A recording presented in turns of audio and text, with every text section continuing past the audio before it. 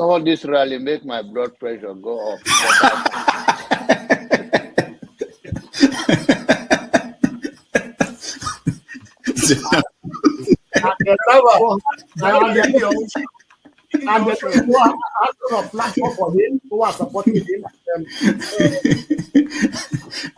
So you should get a filter sometimes. Filter your thoughts before you say. I'll continue to take blood pressure medication. Why are you getting high blood pressure, Jonathan? Now, I'm not taking medication for myself. I'm taking it for people like Paul and some of you guys that after the January, February something, and then people like Soludo that is a good spoiler. I thank God for his life. He's working for my. And I am ready to die defending Nigeria in whatever way. When it is God's time for us to go, it is you took my time to God. You are ready to defend Nigeria. I gave you my time.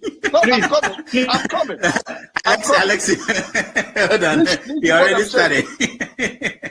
What I'm saying, defending Nigerians is this. I gave him my time and he's using it to defend No, sorry. I'm sorry. I hope that Nigeria wins. I'm never going to wish any president evil so that I can say I told you so. No, I won't wish them evil. I hope. You see, I'm not praying. There's no point. I can't pray for Nigeria to be fine. I only hope that Nigeria wins and Nigerians win. Because if you choose a dodgy doctor who has a dodgy record, who has, all sort of accusations leveled against him to say this doctor, we think he's done this, or this doctor, this surgeon. Yes, he's a senior surgeon, he's the most whatever surgeon, but there are a lot of accusations leveled against him. If you choose him to operate on you, and you tell me to pray for you that it doesn't kill you surgery, what's the point? I can't pray. You might make it, you might not make it. My prayer won't change anything. So I hope Nigeria and Nigerians win during Tinubu's 4 years. Thank you. Thank you. Uncle, right? I have the right to address you the way I like. You don't know what she already did to me. So learn to control your emotion, right?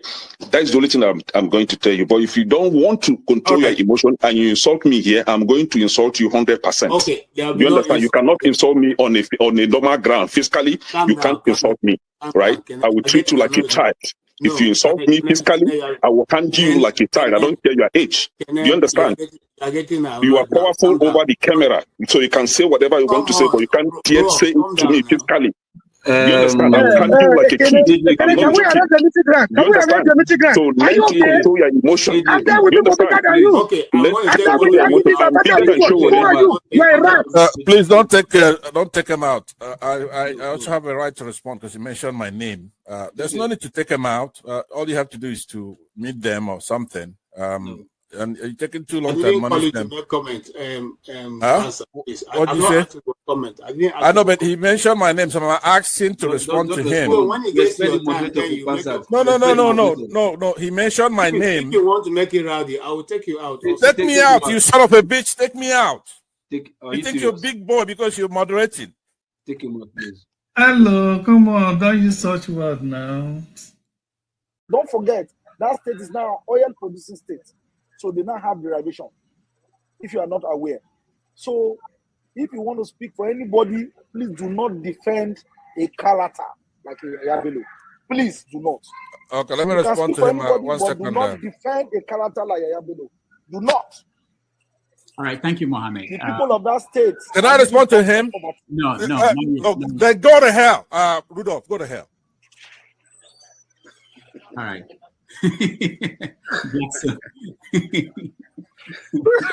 Rudolph, I've never seen this part of him before.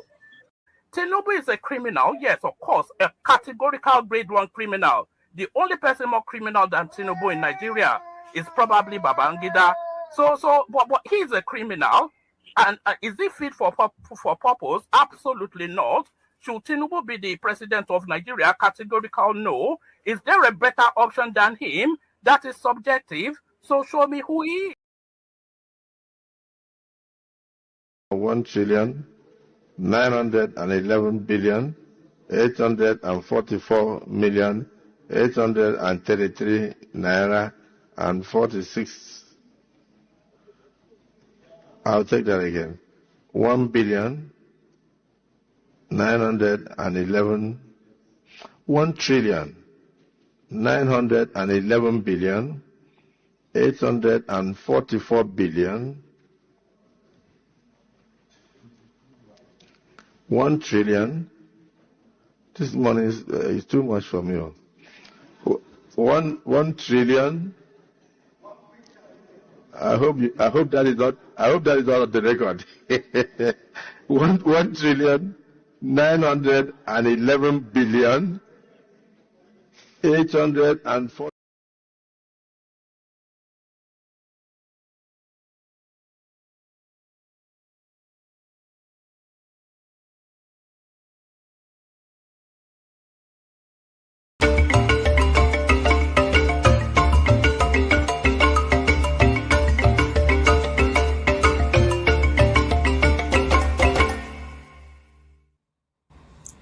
Hello everyone, it's good to have you back again. Today we are having back to back, as you say, started with Rudolph at 11 o'clock today, and we're still running and we're still going to be here, and hopefully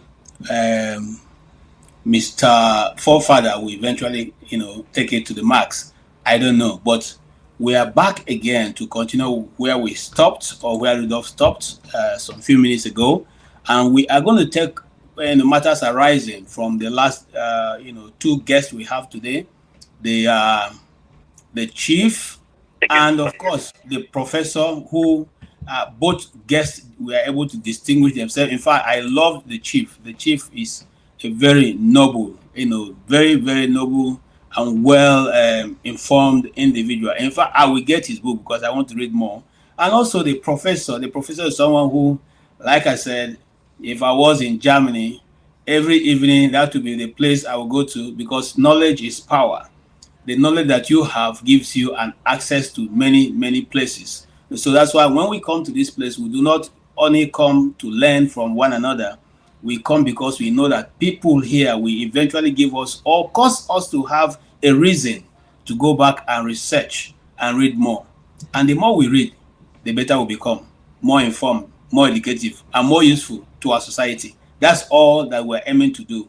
We're not going to turn to a pressure group. We're not going to turn to a political party. We're not going to turn to, maybe arms of another, indigenous people, or whether Yoruba, Igbo, or Hausa. We're only going to be people who are organizing a talk shop. And as you come, you bring your idea. Someone out there who has the ability will put it to use. And so today was quite impressive and quite enlightening for those who want to take ideas and run with it, especially the Southeastern governors who become emperors as soon as they are elected. There's so much to take away from today's broadcast.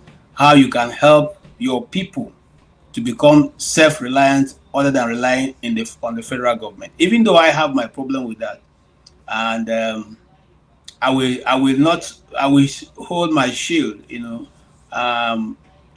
because I don't know why the Eastern governors and the Eastern states will be the ones to use their own federal resources given to them to make development, while the federal government develop other parts of the country.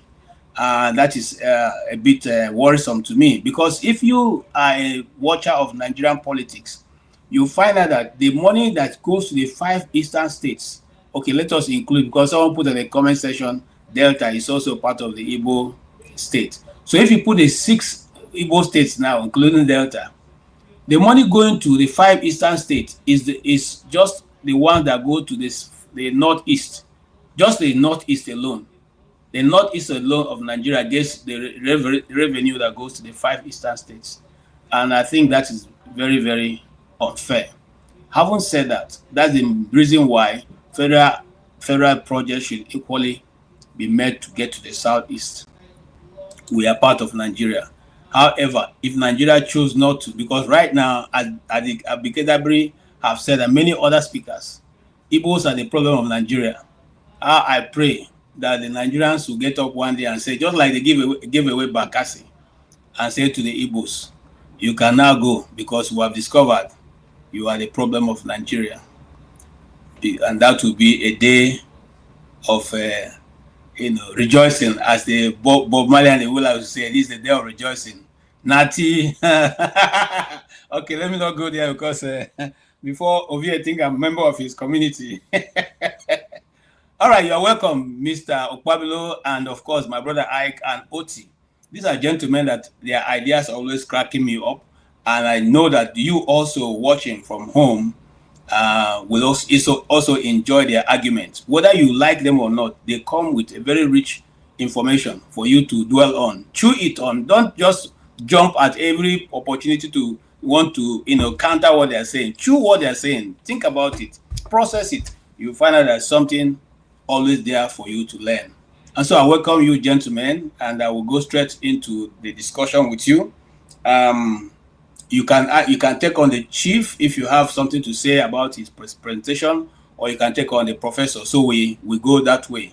I'd like to also thank Adama, who has always stepped behind the scene to help control those on the keyboard.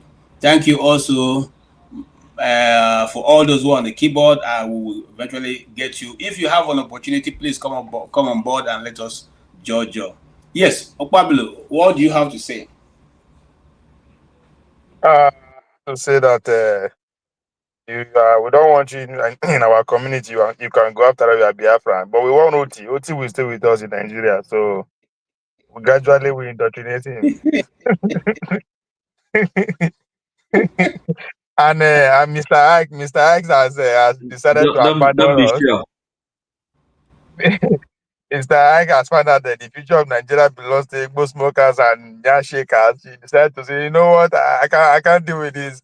You just decide to leave us alone. Ali. It's okay. Yeah. Oh, I'm not forgetting our two guests. Now we get to this. Yeah, two guests. I mean, they spoke well. I can't disagree with whatever their perspective. I see where they are coming from.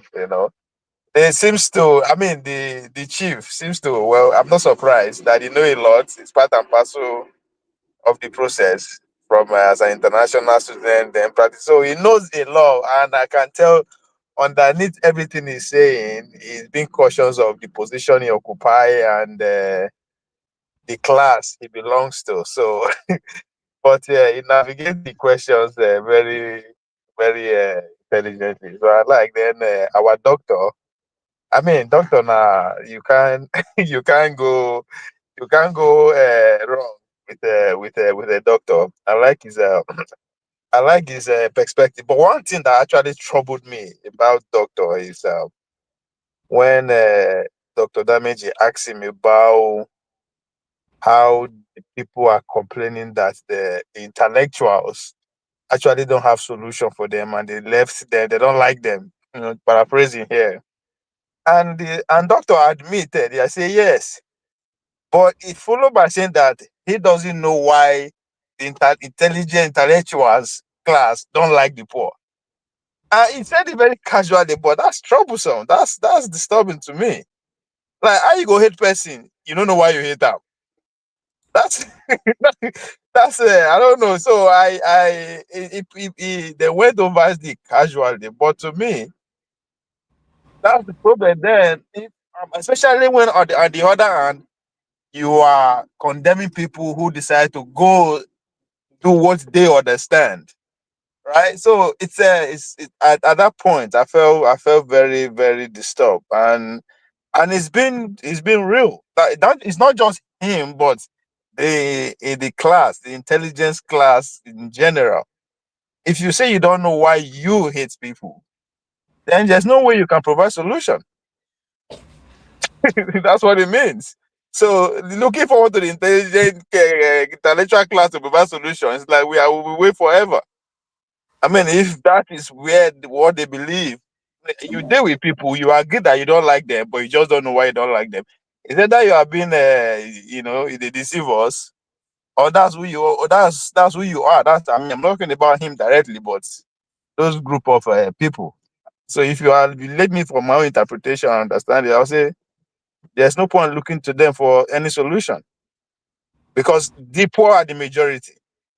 So if the few ones say we should be looking up to them for solution, and they don't seem to even like us, and they don't know why, then I don't know. Yes, I want to agree with you, and maybe that's a question I will pose to Oti before he says, what he has in mind. You, Oti, you plan intellectual. I asked him, he laughed about it, and he said, I'm not an intellectual. He said he argued that he's not among the intellectuals, although he laughed, he was saying no, we are not among. It's Oti. Oti is the one who is among those that tell us, why have the intellectuals, and that's why they call them, why would not like us? Why don't sorry, by the way, and why do you fail to give leadership? And when somebody comes from the dustbin, as people regard them, you don't want the person's idea, but the vacuum was created and none of you ever filled it. This has been the problem with the Igbo nation. Why is it that you don't like the poor, the mechanic, those people in Ogbunwezeh market selling wares? You always pride yourself as the superior with idea, but you never provide the way forward. How come? Right, gentlemen, everyone. First of all, I cannot own this if like title of an intellectual, or describe myself as such. I have to say that from the start. But I mean, I listened to Dr. Franklyne. Perhaps I didn't get that aspect of his discussions of various referring to. It was among the last question Dr. Damage asked you before he maybe brought I up didn't get it, so, but I mean, I doubt if he could, speak for the whole intellectual world that they don't like poor people. I mean, I'm not sure. I don't know if KJ, they were specific about Anambra. Sorry, it was specific about Anambra. That was where the question. Anambra, poor people and them. No, yeah. You not the governor. The governor. I'm coming still on you, Oti.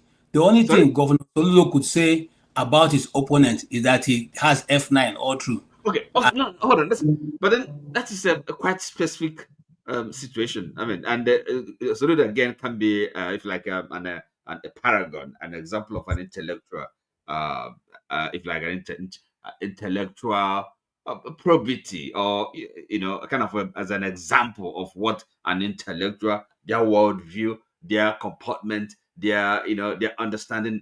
I mean, he cannot. This is just an individual, right?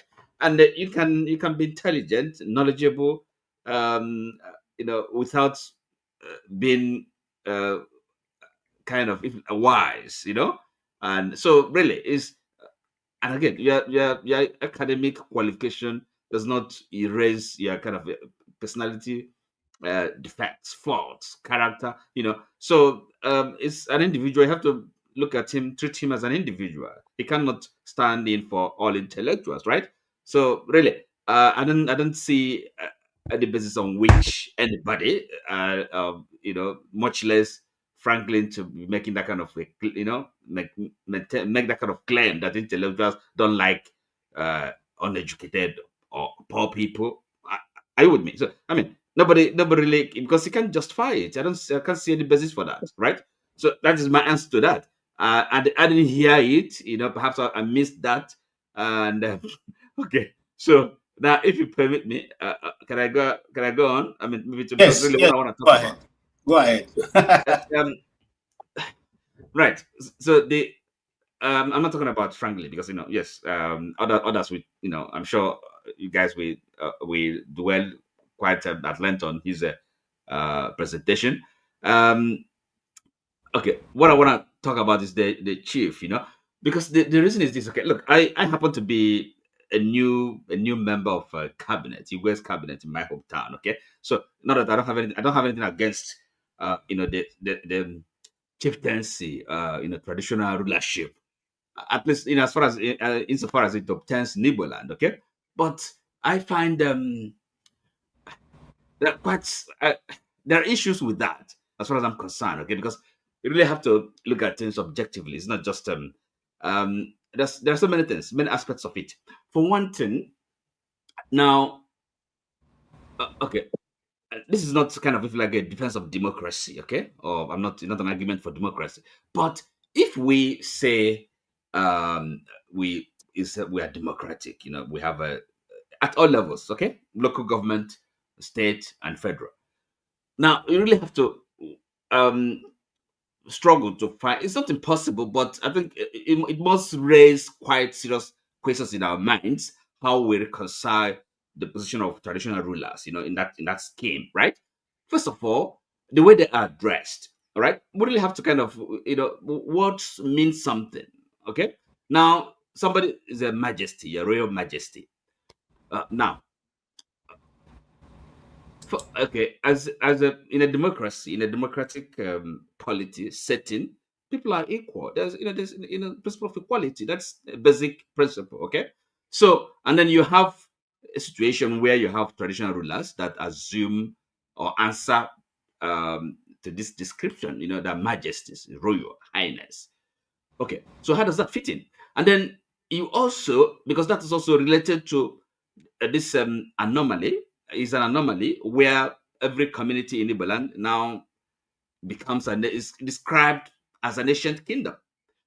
Okay, and then you ask yourself, the Igbos, Igbo land, the Igbo nation has from time immemorial been known to be Republican, right?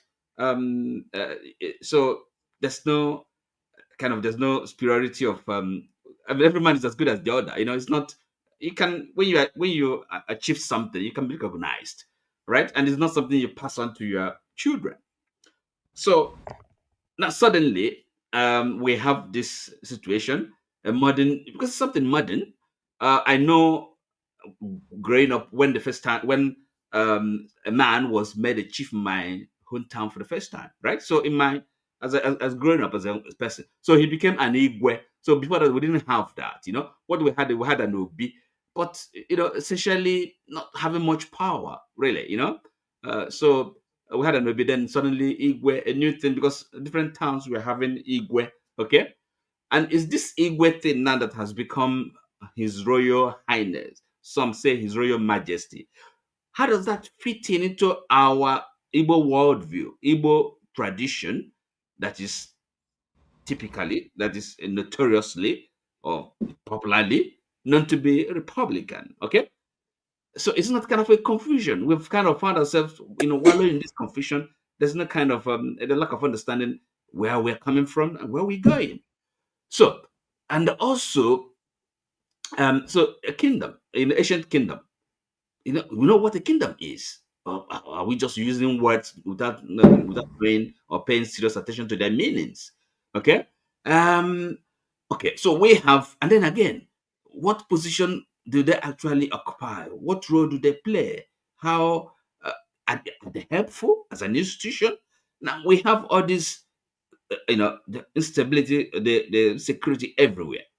And they're supposed to be close to the people. They're supposed to know their people. Okay, at least in their domain, the chief that came, or the Igwe, no, he should practically know at least. Okay, all the various like kindred, not individuals, but at least different. How we have Omonna, okay, they have the villages, and then you have the so he should be familiar with all these people.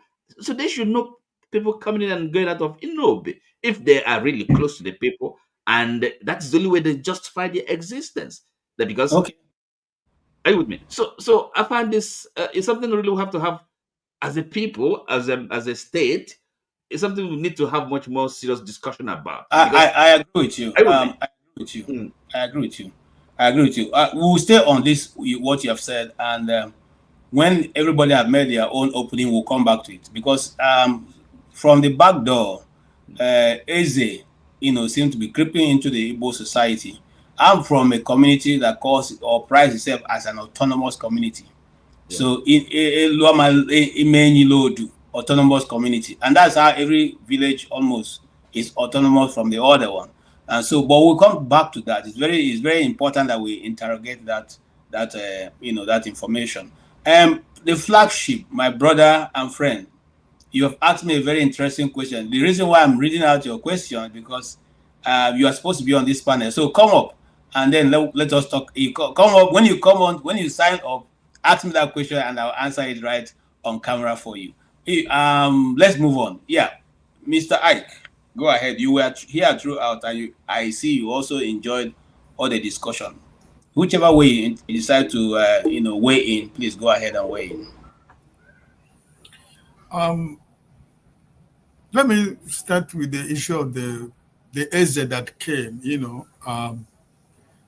I think it was because of lack of time. He was not able to really answer my question, because my question was based on the what is the prevailing reality in Eastern Nigeria is that the traditional rulers has become a pawn in the hands of politicians and the governors of Eastern Nigeria, and they have lost their their institutional and traditional respect among the Igbos, because they are politicians now.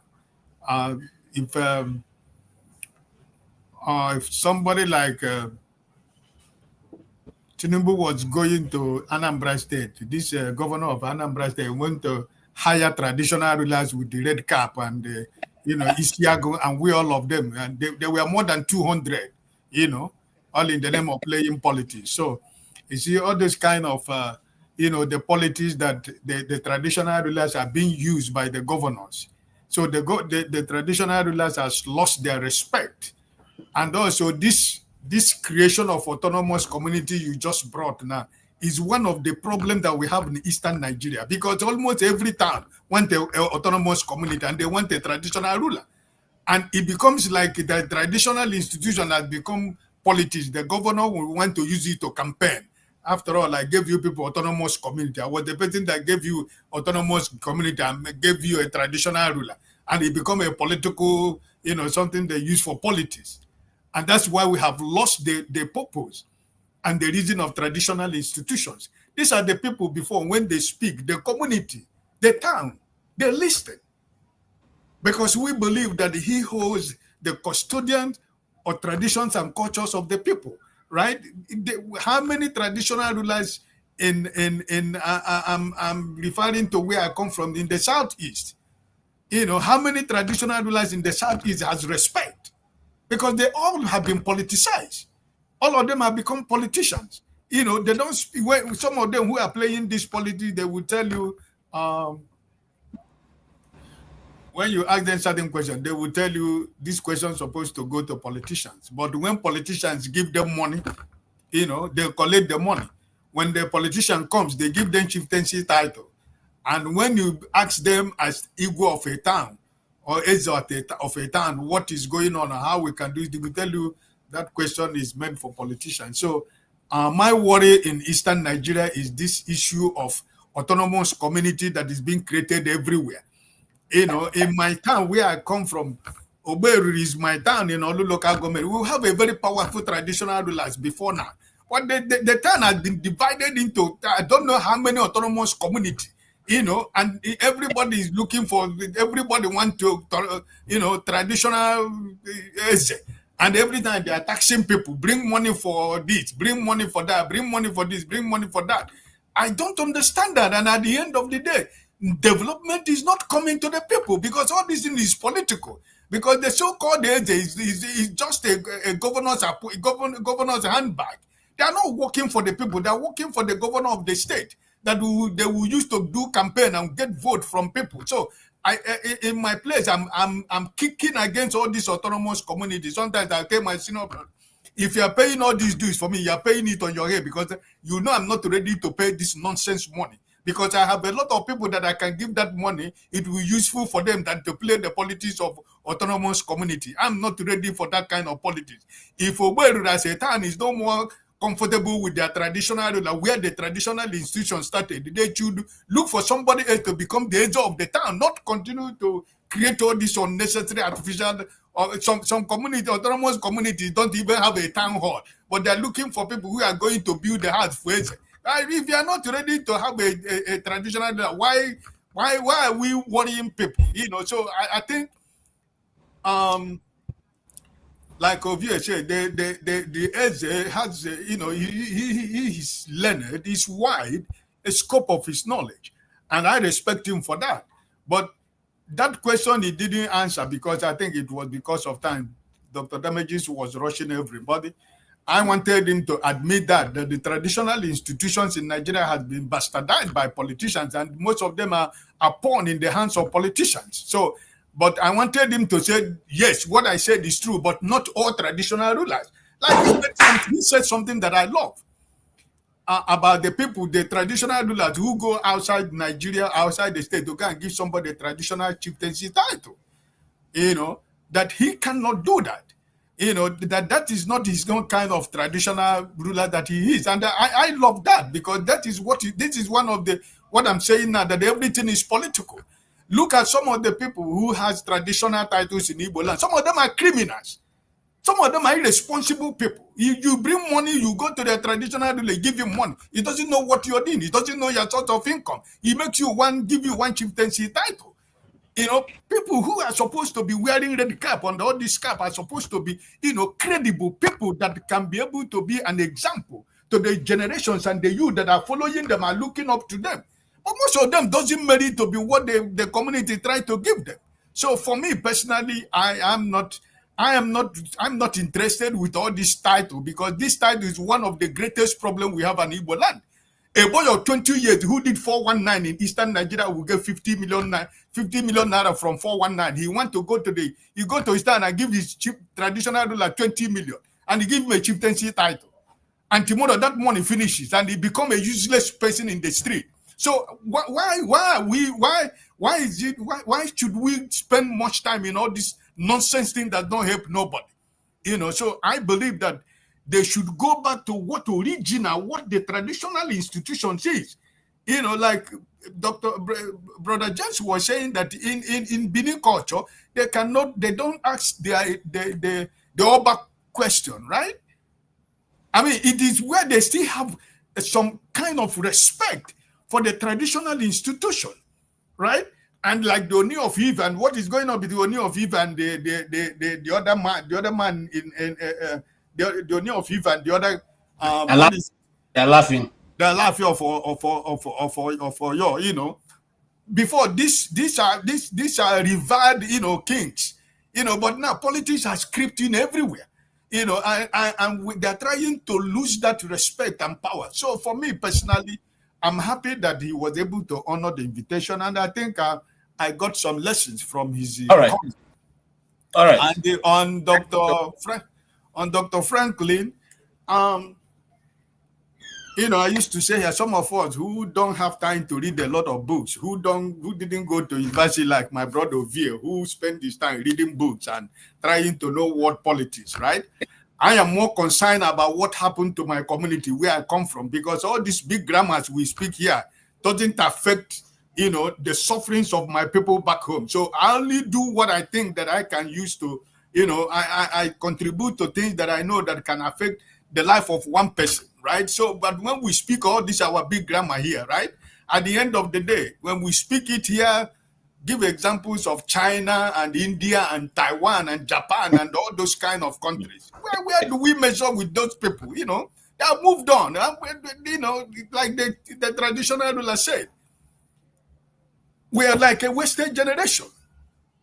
Those people who got independence with us in 1960 and today is 2025, where are they and where is Nigeria? That's a $1 million question. Where is Nigeria? If you don't mind, countries that got their independence in 1960, like Nigeria, compare those countries with Nigeria. Where are we? So I think that he is vast as a professor or doctor or whatever. I mean, he knows everything. He knows about the politics of the world, and I give it to him, right? All right. People like Ovie and KJ, them who want to learn more. At my age, I am only retiring. I'm only doing that my children will continue from, some of us who were not able to go to school. but we're able to suffer to make our children to go to school. So I think that I paid my dues. I'm not looking to become professor tomorrow, but at least the little that I know, I will continue to contribute for the, for a better Nigeria. That is my point, right? Thank you so much. Boom Boom Ray, for one, I don't know reason, but my son came in today and one of the things I say, where is Boom Boom Ray? My 10 years old son asked me, where is Boom Boom Ray? I said, why is it Boom Boom Ray want to ask of all the people that you see or you see them making comments? But Boom Boom Ray, that's to say that your contributions are also acknowledged by even the younger people, but also realize that other people also have a right to hold their view, whether you accept it or you don't. Femi, you're welcome. And I like to also come back to what Ike said later on. That is, the prof says something, and for me, who is an Igbo person, I'm concerned about the next generation. And in fact, I'm concerned about what will be Igbo land will be in the next 100 years. The question I would have loved for him to answer is, he started primary school, and I know that from primary school to secondary school, he had a lot of classmates. And some of those classmates didn't go ahead to become professors like him. Did he stop going to school or reading just because his classmates didn't want to go further to become professors? If the answer is no, then why do you want the Igbos not to? Because other injustice is also meted to other tribes. So Igbos should not ask for a separate state, because people also are suffering the same thing they are suffering. Must we continue to remain in the same situation because other people are refusing to take up the argument of saying, look, Nigeria should get better? Should there be in a nation, should there be an area that citizens cannot discuss? Because I don't see that in other nations, especially America, where we use as a bastion of democracy. Yeah, that's for me. Oh, okay. So I specifically came here not just to even narrow it down to the Igbo question, which is very, very valid and important. I know you spoke to the fact that you wanted us to go on the route of trying to contribute to. Yes, please go ahead. Yes, that doesn't stop. You can go ahead. You can even skip it if you don't want. I'm not even going to skip it. It would be unfair for me to contribute to what I don't have in-depth knowledge about, even though there are things I want to say to that as well, but especially because I didn't listen for the most part to the first guest, because I wasn't expecting the first guest. It was towards the tail end I came in, so I tried to avoid things I don't know about.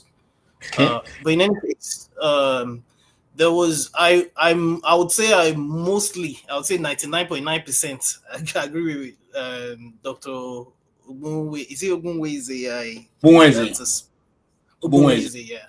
Yeah. I know I did try when it comes to pronouncing. You try. So anyway, yeah, right.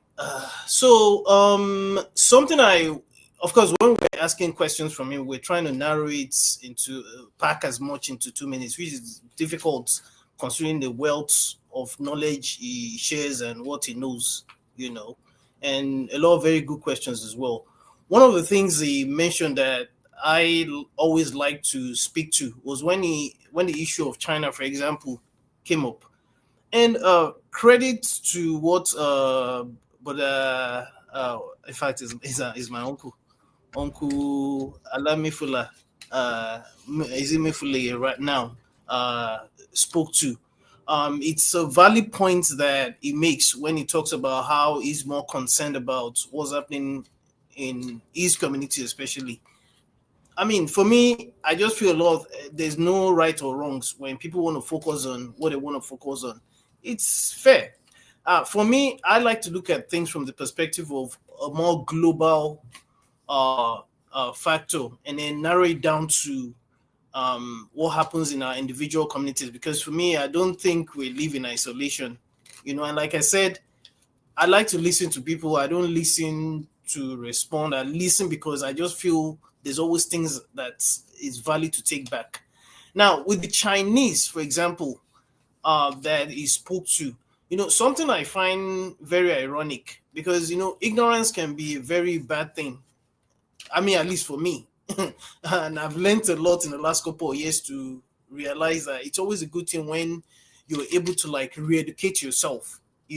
Like I often said, even when it comes to Mr. Trump, I don't like the guy. I don't necessarily like him, but there are things that he does, whether willingly or unwillingly or whatever, that validates what I've re-educated myself about. That you know what, he might not have made it intentionally, but you know what, the thing makes sense in the light of what and I know versus what we're told from way back when. So with respect to the Chinese I brought up and what Dr. Ogbunwezeh alluded to, I have people where I work. Of course, by now you probably know that I work in the IT space. When I speak to some Americans and with the kind of things I follow when it comes to that space and in respect to the Americans, I was glad that he made mention of, it took us back to history of how America developed as well technologically. I say this to say that, and I'm going to tie it to Nigeria, that again, we are not isolated. Even in trying to move forward, we're not going to reinvent a lot of wheels. We're going to build on top of what already exists. Because when I speak to those guys, a lot of my colleagues at work, and they tell me, oh, the Chinese are still, I'm like, first of all, do you even know the history of China? Because which is also where we're lucky, where we come from, for example. I mean, whether we like it or not, we probably may want to give kudos to the French or the British, depending on which we are colonial masters, whatever. If there was one thing that we got from them, it was to think global. The way at least from way back, from back then, so that by the time a lot of us moved to the West, especially America, I don't want to say too much about France and the rest of them. I'm not sure. I believe they still have what I'm about to holds true with respect to what we learned from them. You realize that you live in the US, for example, KJ, you realize that a lot of Americans know nothing about the world. It's just the way they're trained. And when the kids I've dealt with, my aunt that's a teacher here that deals with them here, sometimes the kind of thing she tells me, she feels like she wants to cry. Why am I bringing this up? When I hear things like, oh, the Chinese were stealing intellect, after all, it was just like, I think it was a view someone mentioned, it was America that helped China get to where it got to in a way, especially when Nixon went there in the 70s. And from then on, they started, they decided about financing a lot of corporations. And then you had the Chinese kids coming to America and the rest of the West. And of course, they were willing to learn. And you know the way the Chinese are.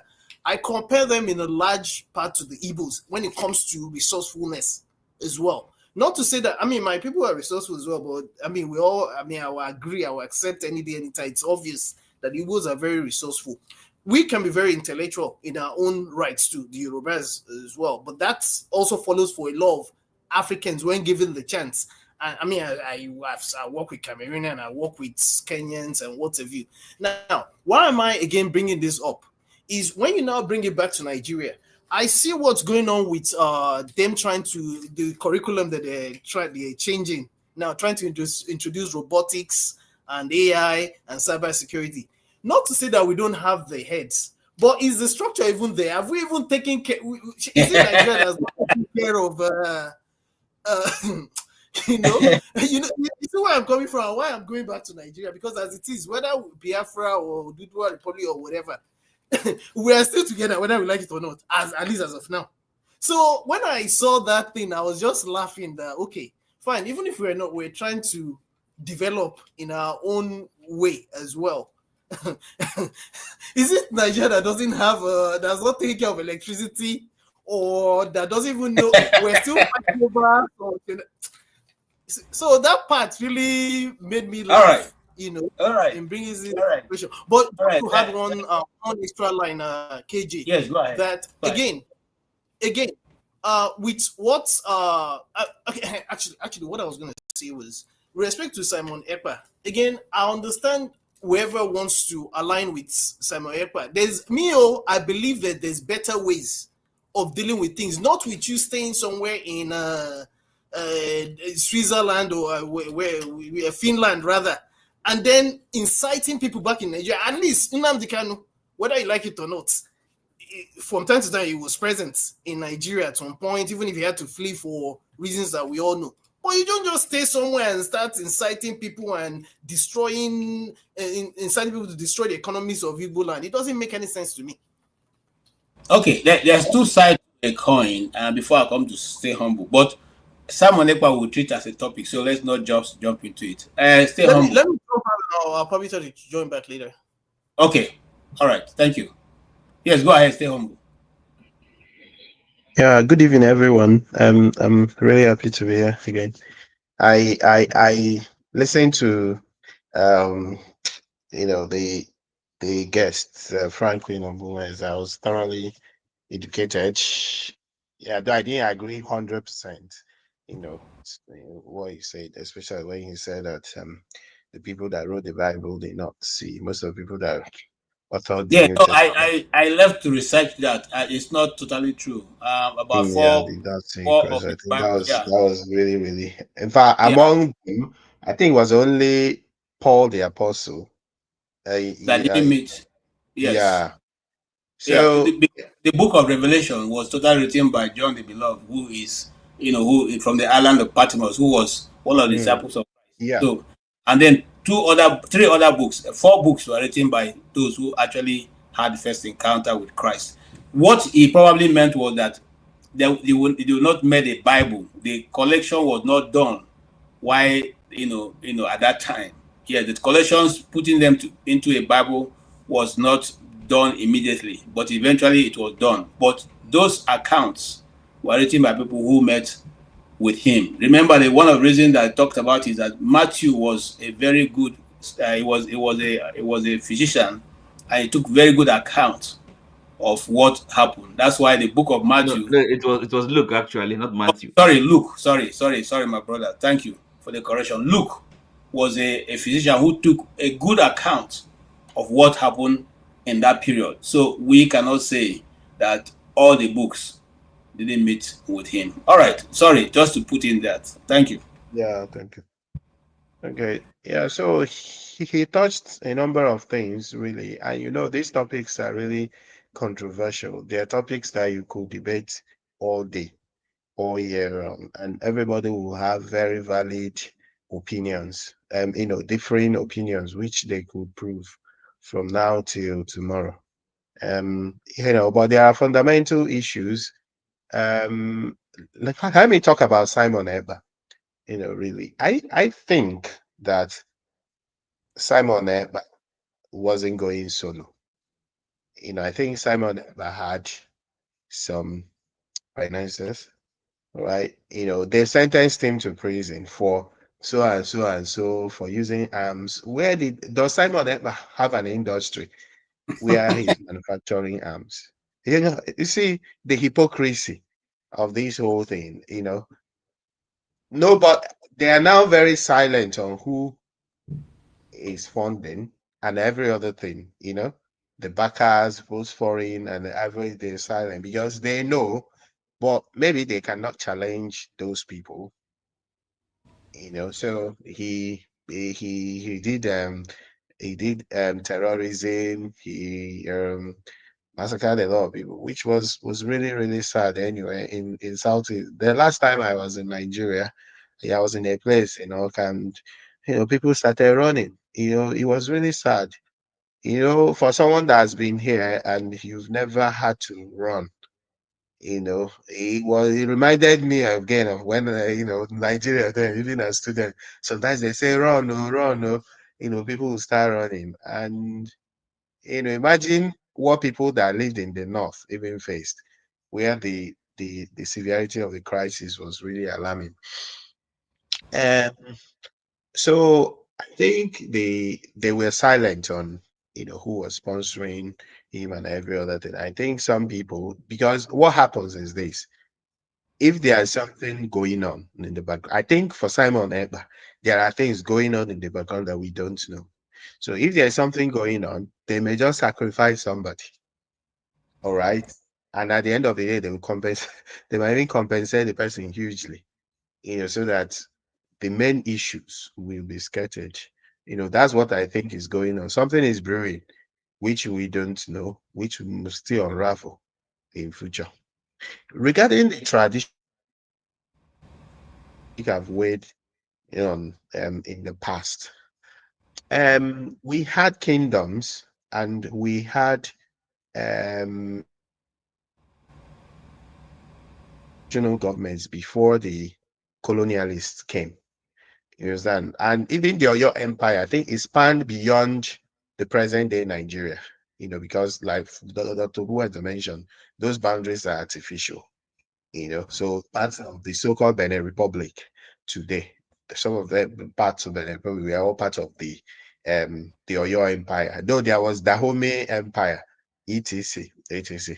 So, but those people lost to the British colonialists. And after that, the traditional rulership, the monarchical system was more or less abolished. You understand? So what we have today are just political jobbers parading us who are extremely powerless or totally powerless. They don't have any powers. I think the only traditional setting that the British, still recognizes is the Sokoto Caliphate because of significance, they are shady business with them, So otherwise, all the other ones are just existing to waste everybody's time and to waste everybody's resources. You understand? We are not running a monarchical system. You understand? We are running a state system. So I think what we don't do in Nigeria, and that will bring me to the JAMB issue, the education issue. Yeah, I will tie all of them together. What we don't do, and I think it's part of that horrible engineering and re-engineering, is that all the things we inherited, we just have carried them like precious stone. We don't look at them as, this thing, can we review this? You see, the last time I was on a forum, there was hosted by this lady, who is one of the everyday Nigerian journalists I don't respect. What's her name? She had been on Dr. Damage's show. You may know her. I don't want to mention her name. And we were talking about the jam situation. And what we were just discussing about were peripheral issues. Yeah, so I wanted to weigh in on the main issues, being that are they even supposed to be writing the questions that they ask in those exams? Are they still relevant? All the curriculum and are they still relevant? Because someone has mentioned robotics and AI. You've forgotten that all the topics you studied in agriculture, in your whole so-called physical and health education, where did you even get to put them into practice the way they were supposed to be taught? Because if you are doing physical and health education, it's not to sit in the classroom and they will bring out one boy who can copy notes very well and just stand there and copy notes and copy notes and copy. That's essentially Nigeria's education, even in the so-called top private, expensive schools where they pay a lot of money. It's the same thing, watery education, chaff. And that's why when you interact with people from the southern part of Africa, even from December, you find them, more intellectual than your average Nigerian. If you've noticed that, I've experienced that, here in this country. So you see that everything is watery, just to fulfill our righteousness, to tick the boxes. These things are not reviewed the same way. Our sports system has collapsed, really. Yeah, so recently, this afternoon, when I was looking at the countries that have qualified for the FIFA World Cup, I saw Morocco. And this is a country that's really been on the path of progress for a long time. They host almost all the tournaments. They have very, very, they have excellent sporting facilities. And 20 years ago, where was Morocco compared to Nigeria? Today, we are in a group made up of Lesotho, Rwanda, Zimbabwe, countries that are not even footballing countries. And we are struggling. We are in fourth position when you have unknown quantities. So this is the level that Nigeria has fallen to.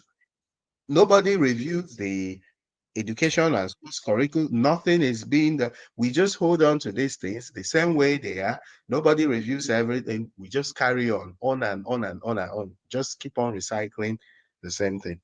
So that I think those are part of the issues in Nigeria. I agree with you. So I'm coming to Oti. Mr. Oti, was Dr. Ogbunwezeh, was he able to answer that question? What is this? What is the safe path, the path to self-determination? What should have Nnamdi Kanu, Simon Ekpa, and was Ralph Wazirike? What is it that they are doing that are not doing it properly? And since they are not doing it properly, hold on, sir. Why has the intellectuals not come to show them the roadmap to doing it? As you are putting your finger on answering that question, here is your second question. I need to write it down because actually, okay, go ahead. We'll take it there are two things Stay Humble said. I want to kind of okay, go ahead. Go ahead. Before you ask me the questions, Yes. Okay. I mean, good questions you're asking. So sorry. Do you want me to address Stay Humble first before you ask my question? Go ahead and talk. Answer. Stay humble. Okay. Yes. Sorry. Stay humble. I mean, I don't know your kind of your approach, your attitude to the questions. Now, okay, the one about traditional rulers. Okay. Now, you just said something. I don't know whether you thought about it. But in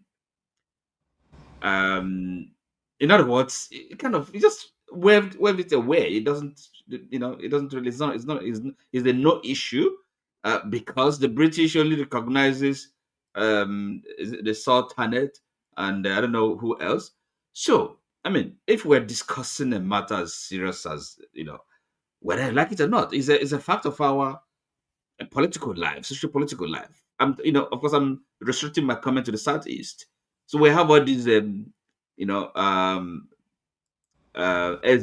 Igwes, okay? So they play a role. How well, that is open to debate, but they are there. They're part of the, the structure of our governance, political, social political life.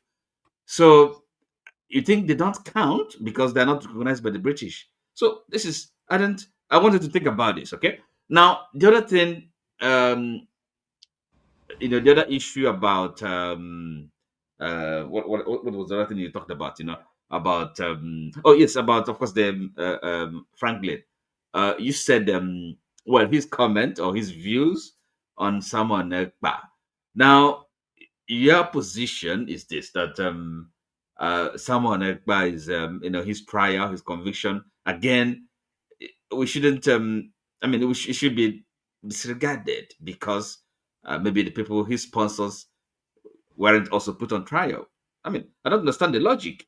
So Simon was the person on trial, and whether his intentions, as far as the criminal, charges are concerned, are not that relevant, and his backers. So the question is what he has done and what the evidence could show that he was responsible for inciting and providing funds or ammunition. However he did it, may not be important. The fact of the matter is that he played a role. He facilitated these crimes. To my mind, that's enough. That should be enough. So, and you come in to kind of minimize it, belittle it. I mean, I don't understand the attitude. Anyway, it's just kind of a comment. Maybe when you have a chance again, you can, clarify your position. But I find the the views you've expressed on these topics quite disappointing and cavalier, to say the least. Now, KJ. So the question you were asking me, okay, about self-determination. Can I go and answer that? Okay. Yeah, go ahead. Frankly, did actually, because when I asked my question, I did make the observation that he had actually addressed the questions I had for him, and I was because my question was about the self-determination point, because it's something that I think is very important. He didn't answer it because, first of all, you have to realize that self-determination is a big topic. It's not something, we don't just have one way of a people self-determining. I made the comment that, remember, self-determination is like autonomy of any people, of any nation for that matter, because Igbo, we're a nation. What we call self-determination or autonomy does not equate to nation statehood. There are so many, for example, he gave the example of the Bayern, right? Munich, Bayern, southern Germany. Okay. Catalonia, right? Okay, is another. You can say. I remember, all this is kind of relative. Okay, yeah. So here is my question to you. I like where you have taken it to. Okay. So now I'll ask you from that where you have stopped. Now, Nnamdi Kanu is not in Nigeria, and Simon Ekpa is not also in Nigeria when we held the 2023 election, right? But the intellectuals and the pushers and movers of the Southeast were all in Nigeria when the election was held. And when the Igbos were stopped from voting in Lagos and other parts of the nation, did any of them rise up to speak on behalf of those people who are disenfranchised? Did anybody, did they even as much as say, okay, we don't want to speak, since we have the intellectual capacity and power, let us put lawyers together and take them to court, say this it should not be happening. Did that happen? That's one. Two. I'm coming. Hold on, sir. Hold on. When the NBA held their national conference, so just like 2 weeks ago in Enugu, they invited Julius Malema, who also was known as what? A terrorist in his country, South Africa. And he came to the NBA and was speaking, and they were clapping hands. Should we still celebrate the Igbo lawyers who are there, since they have not been able to clap hands for any of those people who are outside of the country talking about the injustices going on in Nigeria? Okay. Okay. Those are valid questions. Okay. And you see, when I want you also to recognize that when you're asking these questions, it's like you also heard a mirror, to yourself or before you. Now, because all of us are one or the other implicated. And again, I asked Franklin. The question I asked him is this, so that it can also, if like it will, I can circle it back to the question you're asking. I asked him whether he's directly involved in any Igbo community association in Germany. Okay, do you know why I asked that question? And also, I don't know if you were here when I asked him too. I was there. Kind of as an extension, I said, what stops, or at least we Igbos in the diaspora? Because I'm not talking about what people, intellectuals. No, everybody. Okay, so we live in the diaspora. What are we doing now? This freedom, this self-determination, our people are so hungering after. Okay, what have we done? When are we going to, or can't we bring that gospel of freedom? Okay, by making the effort, collaborating. So that's a question. I asked that question, and it's again about this self-determination thing, because what role are we playing? We can play a very important role in that respect, okay? By organizing, okay? And what do you organize to do? To do politics.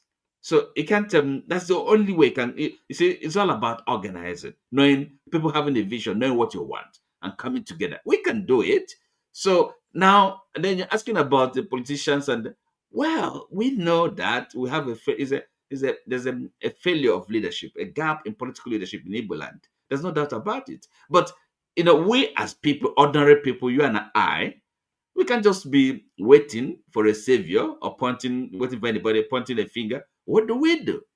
So each one of us, that's the way I look at it. To me, that is the politics of it. So I asked him directly. Personal involvement is not about intellectualizing. It's not about the theory now. What do? We have to all these meetings, community association meetings. It has to go beyond the cultural interest. We are celebrating our culture and that or that. Okay, that's important. But even on top of that, you can also think political. You can also act political. Okay. Now, for example, for me, I'm actually written kind of a piece on this. All right. For example, Biafra Remembrance Day, I consider it. I think it's something that should be much more important than any other kind of. So that's what we're talking about. These are the things that frustrate those of us who are still. No, but it's not because frustrating you. I mean, what does that? When that was even initiated by the young men, the governors never pick it up. No, but look, hold on. But I'm telling you, in Manchester, we do that. We do that. We celebrate it. Okay. No, people shouldn't. Because you are saying that Ekpa shouldn't be complaining in Finland. So you should go to Nigeria and do the Biafra Remembrance Day. After all, that's why the war. No. Excuse me. First of all, remember, you see, Biafra Remembrance Day. First of all, you have to understand what the purpose is. We're not having a protest. It's not a demonstration. Okay. Okay. We're having what is called a remembrance. If you understand what Remembrance Day, and so many things can come under that. But the idea is not to maybe start waving flag, all right, or kind of talking about. It's not about Biafra restoration. I wouldn't. So you have to be able to make a distinction there. You have to know really what. You get my point. So, all right, I get your point. Let me go to my brother Ike may have something different from what you have already said. So Ike, what do you say? Is it also that the failure of Mazen Kanu, sorry, what's his name? Simon Ekpa, not being able to put his words, be able to talk properly, that caused the Igbo intellectuals not to be able to make noise about their people that were disenfranchised in Lagos and those beaten up in other nations and asked to go back to the Southeast to go and vote. And those who they are bringing their buildings now down. You had the other market that just burned down or knocked down some few days ago. Is it also the fault of the agitation that is making these leaders not to even address the issue? Go to those states, go to Lagos and tell the governor of Lagos State, you got to stop this. What is holding the Igbo intellectuals who know how to be able to bring things to pass, not going there to talk about these things? KJ, you know me from the beginning. When I joined this platform, you know what I stand concerning Samuel Ekpa. I'm one of those Igbo men who do not subscribe to what he does, but I have my respect. And I'm allegiance to Nnamdi Kanu, not Samuel Ekpa. I don't care what he does. Yep. So for me, because when we are talking about the issue of Samuel Ekpa and what his activities has done to the Southeast, you are far away. You're from Abia State. If people who are feeling the pain of what this man is doing is the people in Olu Senatorial Zone. Olu Zone. That's where the center of all this is going. And I have to tell you that my sister lost her business because of the issue of Samuel Ekpa. They are now living in Warri in Delta State. What I'm telling you that I am personally affected to the issue of Samuel Ekpa. And if you're talking about this issue of Samuel Ekpa, it is in Olu Zone. The people that live in where you come from in Abia State, KJ, they are seeing it, but it's not where the center of attraction and action is. It's Olu Senatorial Zone. So I don't believe that. I used to say it here every time. If you go to Olu Senatorial Zone right now, there is no more young men in the Olu Senatorial Zone. Because everybody has run away from the Olu Senatorial Zone. Because if they see you as a young man, most of the young men who are in the village doing their normal day business are seen as members of IPOB. People who go to who are farming and doing other business in the evening time, when they finish, they go their business, they take a shower, they go to the small restaurant and beer parlor that we have in the villages and town to enjoy their evening. That's where they come to take them and, tag them to be IPOB and whatever, So whenever they brought up this issue, and I believe I didn't even know that Mr. Opara is from Olu Zone. So, most of us who are from Olu Zone, we bear the brunt of what we're talking about. But that's not the reason why I don't like what Simon Ekpa is doing. That's why I tell you, I am obedient to Nnamdi Kanu because I believe in what he was doing and what he was saying. But immediately this young man was apprehended, Samuel Ekpa took over. I didn't know.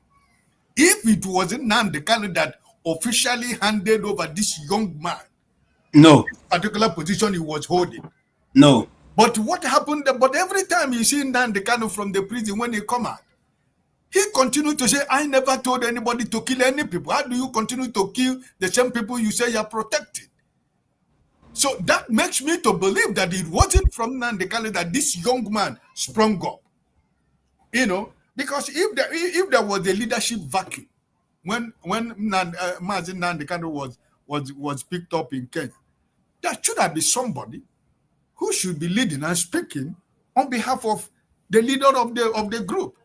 So the issue of the intellectuals and the politicians in this, let me take the issue of the intellectuals. Is it like Franklyne said here? Yeah, the problem is that if these intellectuals goes in a meeting where this young, vibrant young Igbo men who are seeking for this self-determination is having a meeting, and they speak that grammar, they will kick them away from that. They will kick them away from the meeting because they will tell you they are not here for grammar; they are here for action.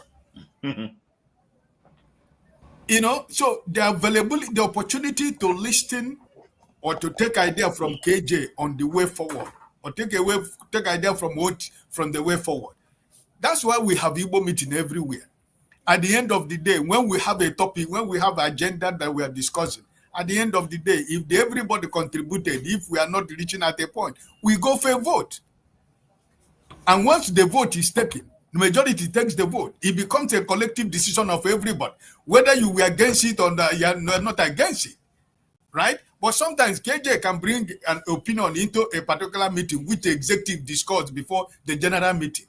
And on the general meeting, KJ brought another completely from different angle. And everybody will swear with what KJ said, and we take what KJ said, and we move on with what KJ said. It has never been that because the meeting of the executive meeting, it is what is going to take place. No, because we are a Republican, we are people with free mind. We allow people to make their opinion. So I think that one of the greatest problems between our young men who are making this and the so-called intellectual is communication gap. There is no relationship. There is no environment where they can allow the input of those so-called intellectuals to come into whatever they are trying to do. So maybe we might have another way to be able to achieve this, this goal, right? Because if you see the examples he gave, like the Catalonian people in Spain, they have been fighting to become their own. It has not stopped anything. You go to Barcelona, you wouldn't even know that there is something that is going on between the Spanish and the Catalonian people. You go to Canada with the Quebec people, right? He gave one example I should want everybody to understand. He gave an example of Southern Sudan.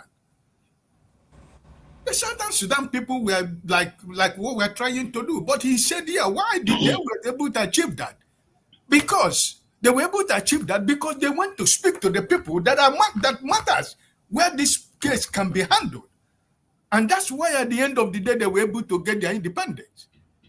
So I think that this mindset of we, the Igbos, as being Republicans, I think sometimes it's hindering us to, to come together to bring out a common goal or a common front to be able to achieve something. Because at the end of the day, if KJ brings something that is very important, stay humble with him, my friend, go and sit down. You think it's only you that knows the thing. And Oti brings on that, my friend, go and sit down. You see, at the end of the day, go and sit down, we are looking at, I have money in my pocket. Because most of the time, those people who feel that they have money, they don't want those who doesn't have money to speak.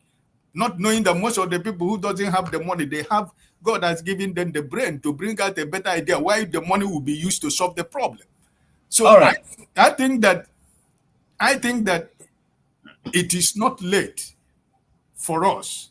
And I'm very happy, KJ, you listened keenly to what to what Dr. Franklyne was saying. And why I said you listen keenly, because you're a man who always want to know the fact. And because of your profession, you continue to marry whatever you're doing based on your own investigation. And that will give you a new perspective and a new idea, the way you can bring out a new formation on how we can go about it. So like we are talking about here, all of us we have our own ideas on how we can do it, right? But if we decide, okay, let's all of us bring out our idea on how we think that we can move forward. Each and every one of us, we have something to contribute, right? It's not necessarily me, Dr. Franklyne alone knows what we are going to do. Each and every one of us, have something we can contribute. Because I'm from Olu, we suffered during the Biafran Civil War, and we are still suffering up to today, concerning the freedom of Ndibo. So I cannot run away from the reality and fact that most of my family members has run away from my town. Right, all the whole young men that are supposed to be, to be helping the community to develop, all of them are run away because if they see you, either they term you as a non-government or they say you are a member of IPOB, and who use politics with the Bubago and everything, and Imo State become unbearable, and Olu Senatorial Zone become a place that nobody will want to go back to go and see his family back home. Because even though you go to Nigeria, your family will warn you, don't come back to Imo, don't come back to Olu. You can stay in Lagos, you can stay in Port Harcourt, we can come there and see you. Don't never you try to come back to the village. So if you are living in an environment where it's like you are no more safe to go and see your people, what joy does he give me here? That if I go to Nigeria, if I want to go to my village, I have to sneak in the night, or have to use a systematic to get to my village to see my family and sneak away. Okay, thank you so much. I appreciate your contribution. My only quarrel with the system, not you, is that things are done. These things that are done by others cannot be done by an Igbo person and get away with it. So should we continue to live like strangers in our own home also? That's the pertinent question that we all as Igbos have not been able to answer. It is easy for you to do something and get away, but it's also that same thing that is done cannot be done by somebody from the Southeast and get away with it. That is the reason why even Peter Obi has been treading softly, because he knows that he cannot say what Dati Ahmed is saying. If he says it, they will not buy him his south. So how long shall we continue to tread very softly, since we also be the same nation? That's the question to you. Stay humble. Is it that we are now? Yes, it's to you. Because it beats me when people explain away the reason why we should be soft, we should use another system. But some people can stand up and beat their chest. When the northern youths got up and gave Igbos ultimatum, more than 5 times now they're giving us ultimatum to leave the north. No intellectual got up to say, okay, we'll do that. But if the Igbo youths got up tomorrow and give that same command to any set of people living in the southeast, you will see the same Igbo leaders who now condemn those people will get up and be the first people. You remember it was the 5 eastern governors that first outlawed IPOB. It wasn't the federal government. They gave that idea, led by that Developmental. So what I'm saying is, how come it is our own people who are constantly the one betraying the youths? Meanwhile, the northern elders will say to you, don't mind these people, they are young boys. The young boys, you shouldn't take them so seriously. We'll talk to our people. But in the southeast, no, they use the force of cohesion, the police, the army, the authority of state to deal with those people, even to the point that they are quiet out of the nation and nobody says anything. Nobody has ever got up and said, but you cannot prosecute Nnamdi Kanu because 28 young people okay, went to meet their heavenly Father on the day you say you went to go and dance a pattern dance in his house. Nobody has ever said that. But we are quick. We are very quick. In fact, the so-called Ohanese and them were able to come out to say they hail the judgment. In which place, my late father used to say something, that an elder can never, you see, can never go to the market square and say that his son is a thief. But you can come back to your village, to your community, to your house, to your obi, and tell your son, don't do this. Okay? But so now we'll have elders who can go to the market square and join hands to beat their own children and come back and still punish them. So where do we stand with the Igbo elders?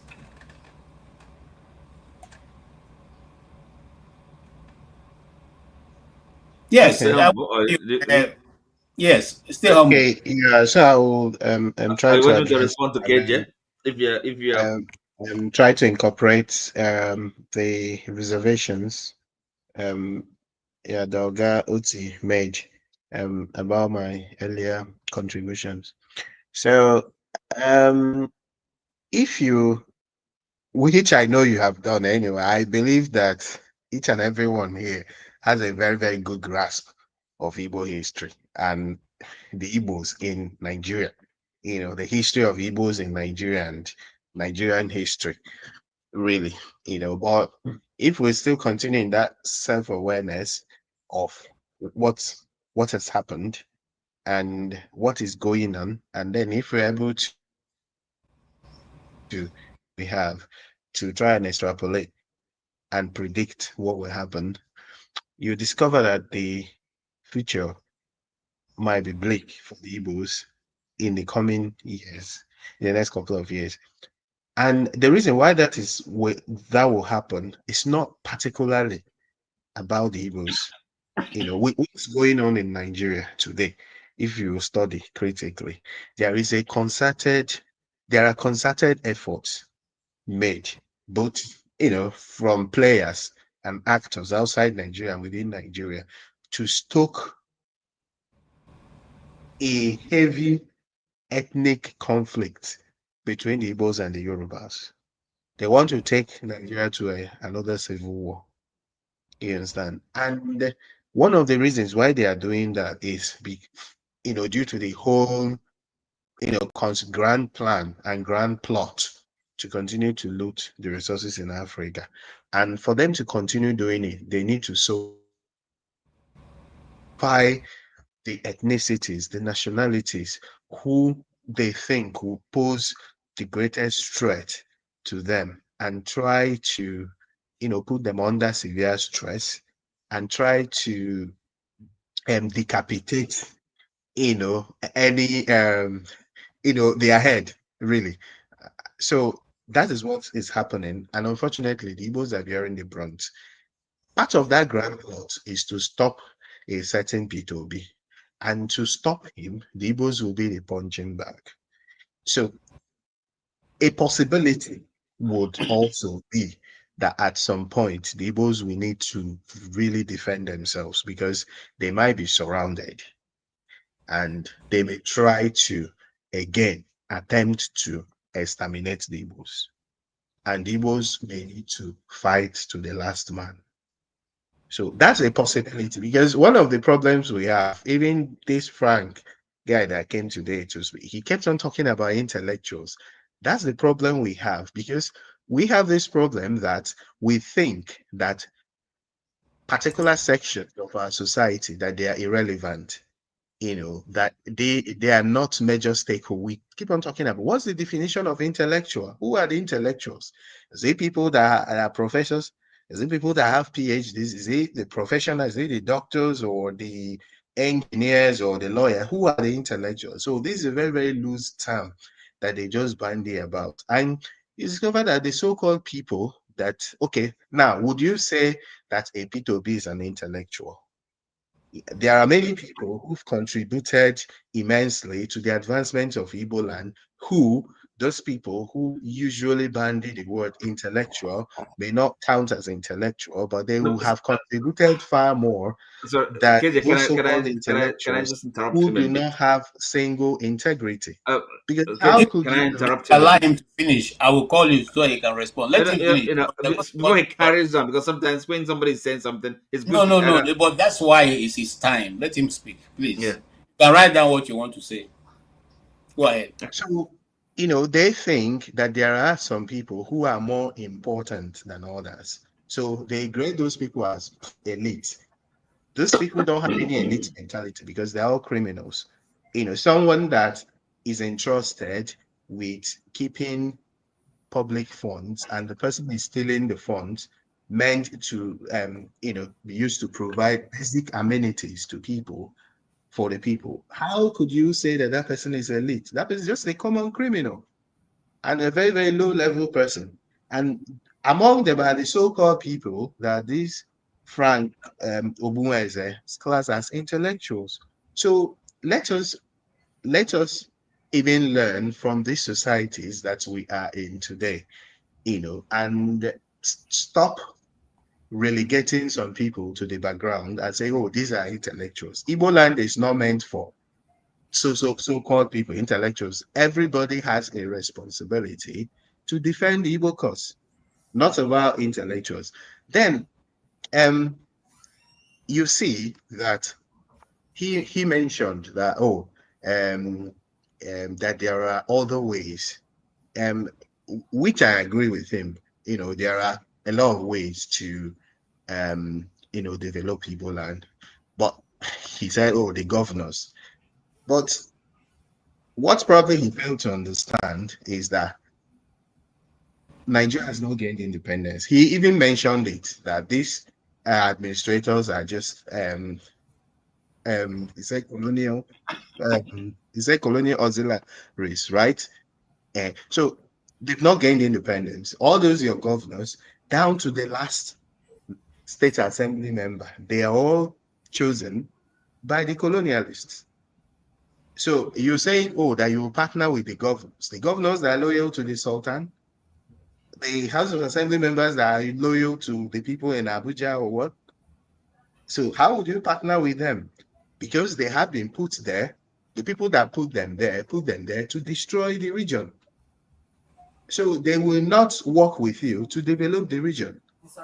As simple as that. So if that happens, then you need to find. So KJ, can you stop this guy? This guy's spoken enough. It's just he has spoken enough. Don't allow. But if you allow him to land, he would have landed by now. You see, that's the problem we have, because the older generation, they think that their views, yes, I remember the older generation, yes, are more valid than these technical views that we have. These empirical, provable views that we have. All right. So what grounds do you have with what I'm saying? That these people we've not gained independence.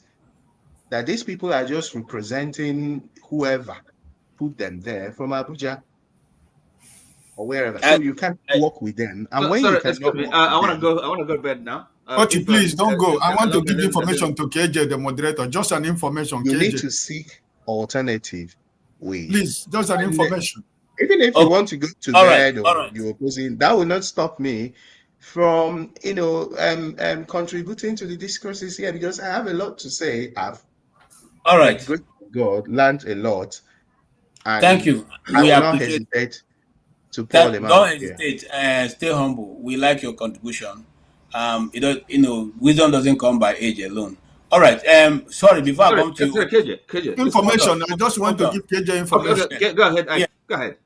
KJ, please, because I can't go to the chat. Somebody, Blessing Chukwuka, is asking, when do they have the Igbo section on this platform that Dr. CM and Okija used to hold? Can you send it on the chat, on the comment section, so that he will be able to know when they have the Igbo section?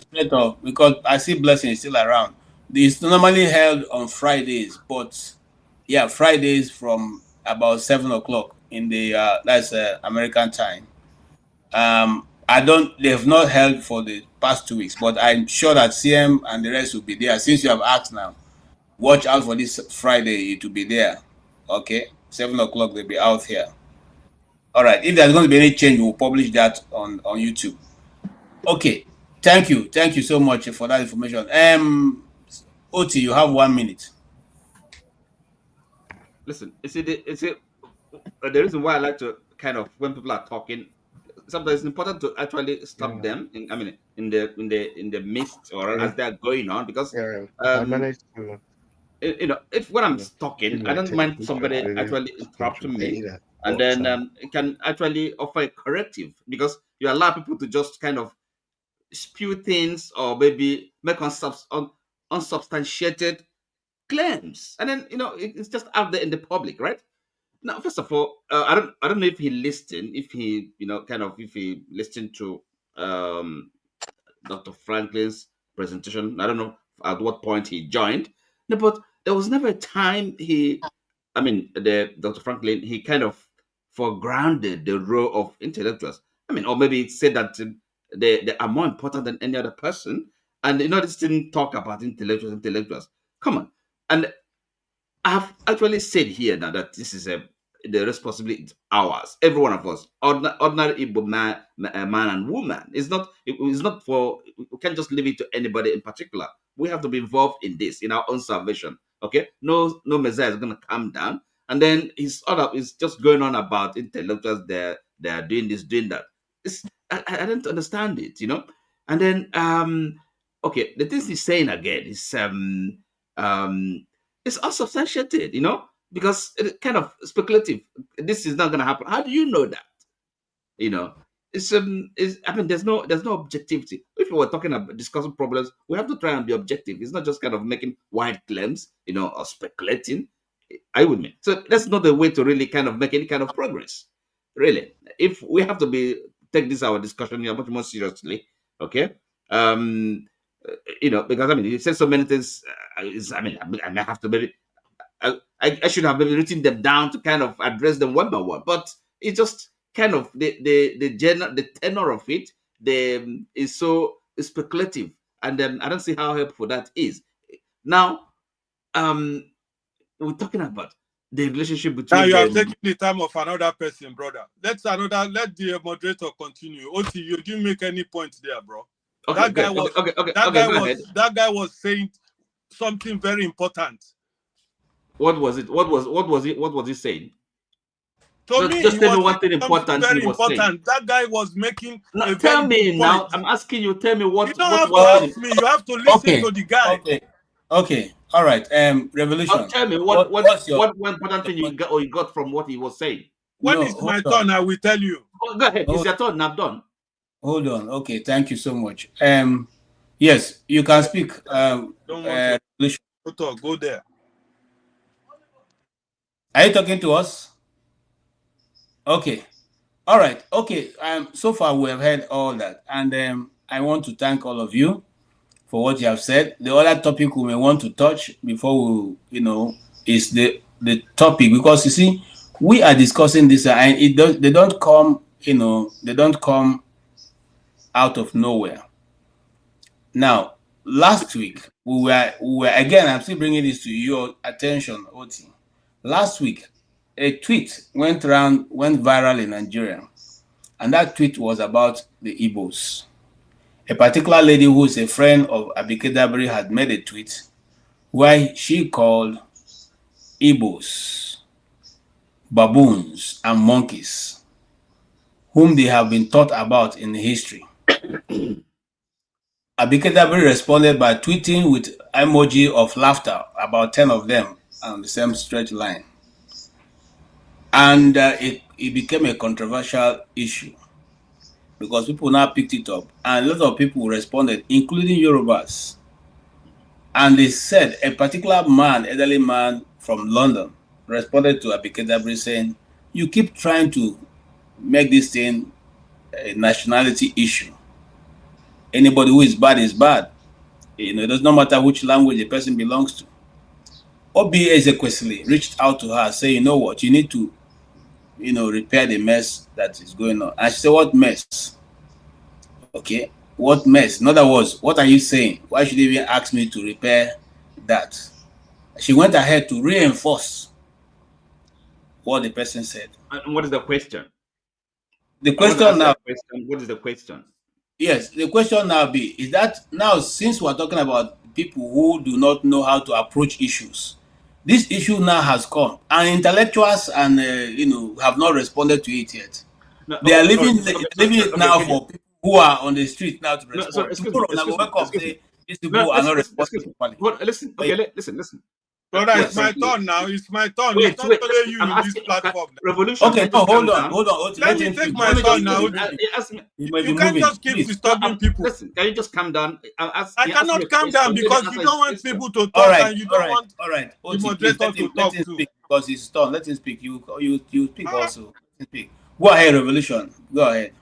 Good evening, my brother KJ and everybody. Good evening.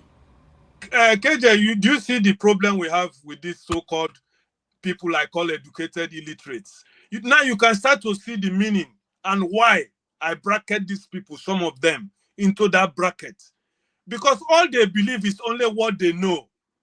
They don't really care about other people. If you're not in their class, whatever you say, they will try to tell you you don't know what you're talking. As if we want to talk about this group who believe they are very educated, how many are they? How many Nigerians be doctor? How many Nigerians be professor? And since they have been controlling that Nigeria, where if ordinary electricity they cannot give us with all what they've learned, they cannot even fight with that intellectualism and whatever high education they believe they got or they know it all. They cannot even talk to the leaders to give Nigeria common electricity. They can't do it. Because why? They are they've taken good care of themselves. They can buy their own generator, and that's the end of it.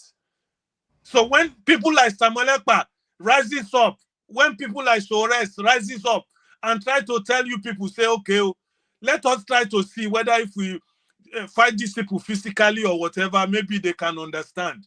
They will tell you, I love what they are doing, but their approach is wrong. How can you spill the blood of your brother who you claim to be helping without proof? So we have seen people who have come up at the media to tell us they were the people doing the killing. Asaridok is one of them. It's all around everywhere. They didn't see that. All they see is because Samuel Ekpa group, we are saying that this insult is getting too much. This our intellectuals telling us there are many ways to approach it. They are not doing nothing for the people. All they do is to take care of themselves. That's what the so-called intellectuals of Nigerians do. They get the best positions in everywhere. They have private cars. In fact, some of them, before you give them any job in that country, you will provide house for them. You will provide car for them. You will provide cook for them. You will provide everything for them. That is why they don't know what is happening. And when radical brothers say that enough is enough, we cannot keep looking at these people. Look at that brother they call, what's the brother who came, the so-called man who knows everything, Dr. whatever, Franklyne or whatever he's doing. He's living in Germany, living well.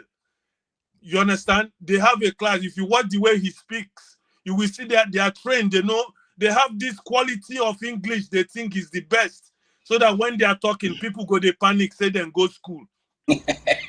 That's all. Now look at in tongue now. You go to say no go even speak Igbo again. When you see this group of people, they don't understand the reality on the ground. You understand? This brother that spoke before I came now, he was making a point, and another intellectual was trying to shut him off. He will not even respect that it was the man's turn to speak. All he wants is to shut that guy off from talking his own mind. This is the problem I have with them. They don't want any other view. If they see that your name, there's no doctor in front of your name or no professor in front of your name, and you are making something that is bothering you. That is why I love this program. It is called Have Your Say. And they do not tell you only the professor have their say. Or they say have your say no matter who you are. Have your own say. But it's a big thing for them. When somebody is having their own say, saying what is disturbing them, especially when the moderator have called them in to have their own time. You will see them, no, let me stop him. KJ, stop him. Don't let him talk. How many so-called doctors do we have in that Nigeria, for crying out loud? How many professors do we have there? If they say majority carries the vote, majority of Nigerians are not doctors. Majority of Nigerians are not professors. If we are suffering today, it is us who are suffering, not them. They have made up their way. Many of them ran away from Nigeria. They cannot even take the problem of Nigeria, like this Mr. Oti here. He's living somewhere in UK, living well. When Simon Ekpa tell the boys, if they don't want to give us what we want, let us try another means. They will fight against it. This is why I just say, let me call in to just say my own man. That's Franklyne of a guy. These are the people that are, because you know why, KJ? This is the type of voices most Nigerians like to hear. If they see somebody, if your name don't add doctor on it, they approve you straight. That, oh, now doctor, they talk, make we listen. Yeah, this is the problem we have. And when the normal people are talking, they won't listen because who be this one, who know him? That was why the last time I was telling you that the problem of Nigeria is not tribal problem.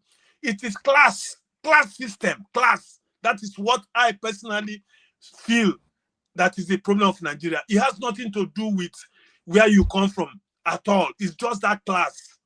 Thank you, sir. Thank you so much. Thank you for your contribution. We appreciate your contribution.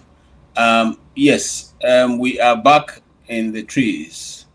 And my brother Oti and my brother Ike.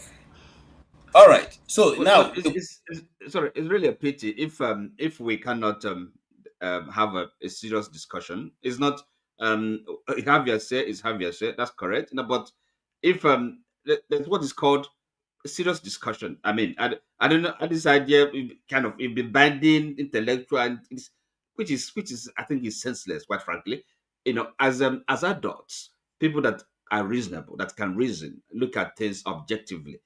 If we cannot have a conversation, disagree on the facts, and then then really it's pointless maybe coming here and then trying to interact, because it's just a waste of one's time. Quite frankly, it's not about being intellectual or not being intellectual. I don't know why even when anybody should be making a point of it. Okay, now somebody came here, made a presentation, people asked him questions, and I've actually made the point that it's all our affairs. There's no distinction between, intellectual or non-intellectual.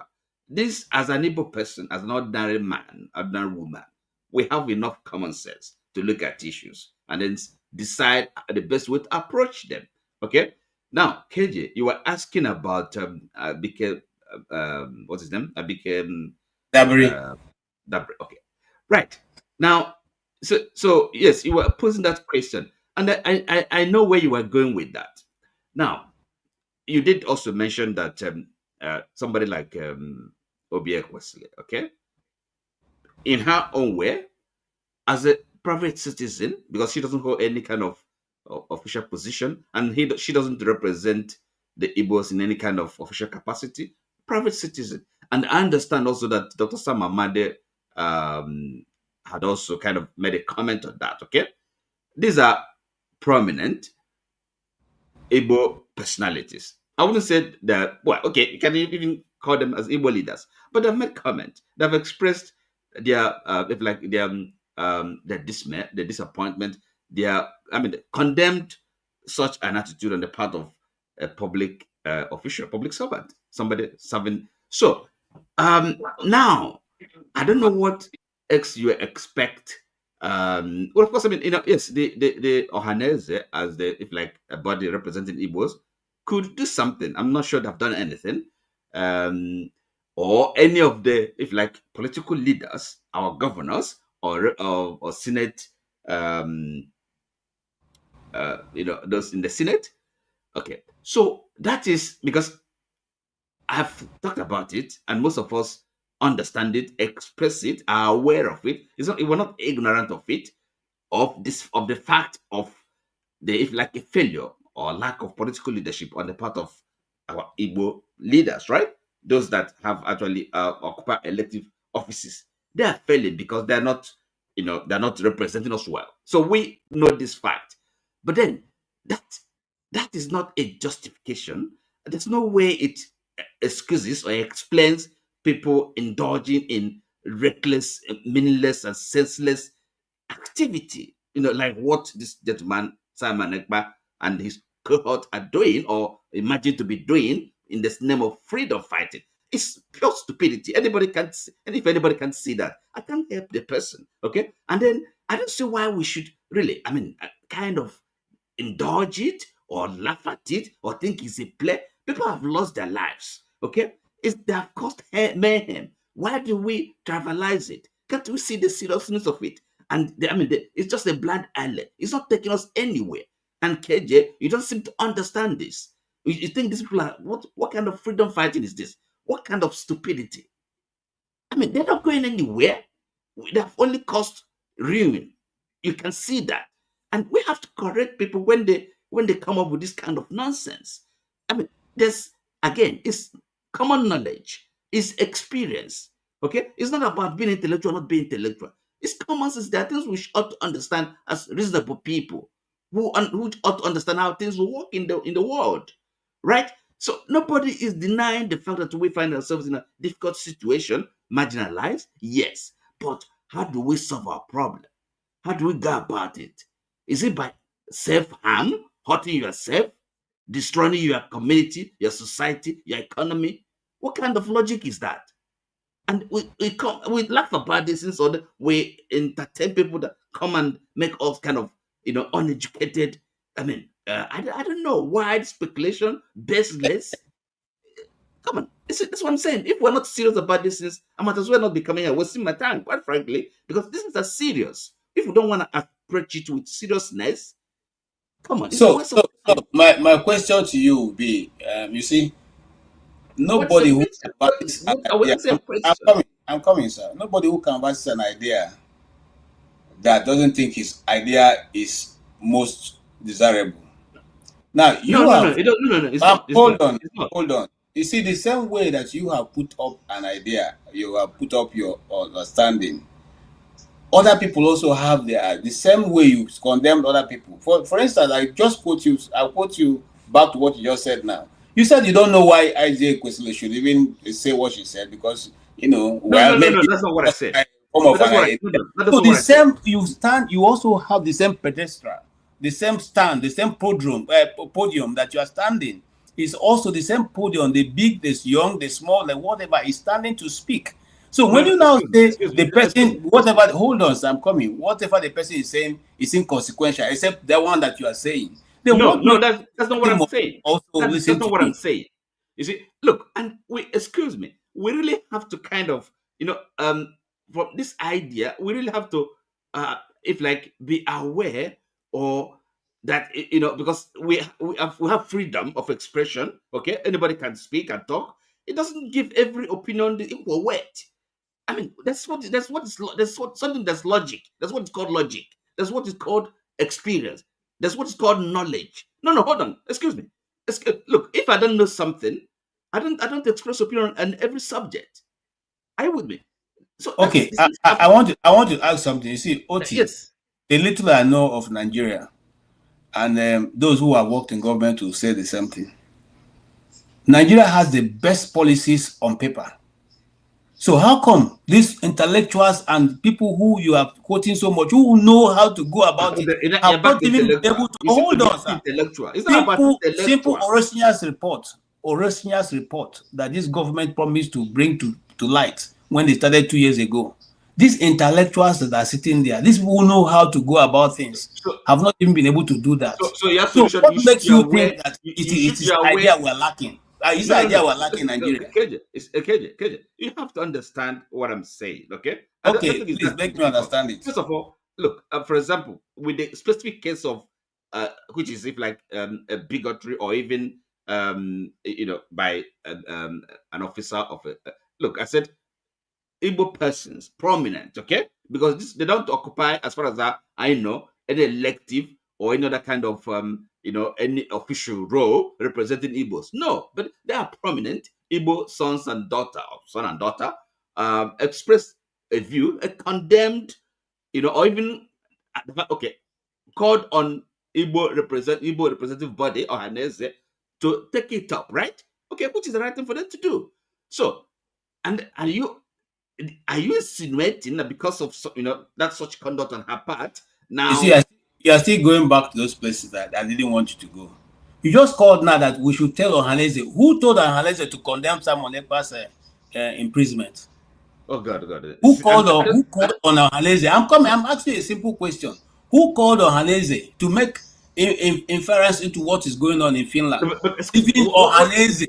What is the connection? Excuse me. The connection is that you are saying no. Excuse me. You're mixing up things. First of all, Ohanese and an individual, okay? It's okay, look, it's calling Ohanese to do something, okay? I mean, in other words, they have an opportunity, a duty to do something in this situation. So now the question is, and then now you're bringing in asking me who called Ohanese to do something in a different set of circumstances. I don't know why you're bringing that in. These are two different situations. I don't really see why you're bringing it up in that case. All right. Okay. Not a problem. Let's move on. Thank you. Mr. Ike, you want to say something before I go to the two guests we have? Welcome, Mr. Maska and Conscience. We'll get to you as soon as Mr. Ike finishes speaking. What I want to say is that I just want us to know that each and every one of us is playing a part for a better Igbo land and a better country called Nigeria. Each and every one of us. The part we are playing might not be on a bigger space. The part we are playing, people might not recognize that. But I sincerely believe that each and every one of us is playing a part to see that we have a better Igbo land. And as we are saying here, and as the Eze from Nobi was saying today, even as me and you are speaking here, even though some of our people see that our properties are being destroyed in Lagos, some of our people who live in diaspora, they still go to Lagos to buy land. They still go to, what is they call that area that they always like to live? Banana Island, right? Some of them still go to Banana Island to buy land, even though with the happenings in Lagos, right? Some of us that live in diaspora, if they still want to buy houses, they want to go to buy a house in Lagos and leave our Alibo, leave the East, And some of us who are in diaspora will be crying that we want Alibo to develop. Some of us who had the opportunity to develop that Alibo, we still go to Lagos. Even every day we hear that the properties of Ndibo has been destroyed in Lagos. I give you an example, because anything I'm saying, I speak with fact. My senior brother has been living in a house in Lagos for more than 30 years. But last week I came back from vacation, right? The same day that I entered Bonet, the same day my senior brother called me that, do you know that the house that he had been living for more than 30 years was sold without letting him know? All he saw was they come to tell him, I'm giving you till 20th of September to leave the house. After 2 days, he called me back that last time I bring another paper, they brought another paper to put in the house that they were giving 7 days to leave the house. From 20 September to 7 days to leave the house. This is a house that he has lived almost all his life in Lagos, right? So, it's to tell you that most of us, are going through a lot. But most of us also are not helping to heal the wound that most of us are going through.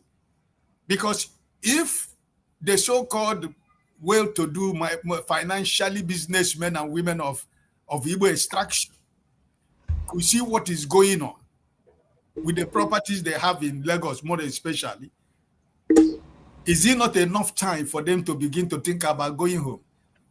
The governor of Abia State, we have a very good conducive, environment for businesses in Abia right now, or in Enugu. I'm not talking about Imo State, where I come from, because that man is a devil. I don't know what is going on in Imo State, but I'm speaking about the two states in the Southeast that I know that is viable for people who want to make an investment. Even as houses is being destroyed, some of us who have money to buy property are still buying property in Banana Island in Lagos, are still developing Lagos. What are we looking for? Because we are looking for quick gain. We want to build today and make money, get the money tomorrow.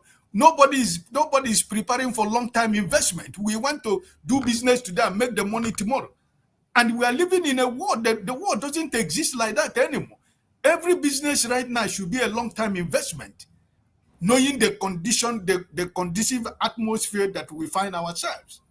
So that's why I say that each and every one of us are contributing to see a better Igbo land than Nigeria. For example, Keja, I told you, it has been my routine since I became a man, since I've been traveling around the world. There is no place that I go that I don't go look for where Nigerians are.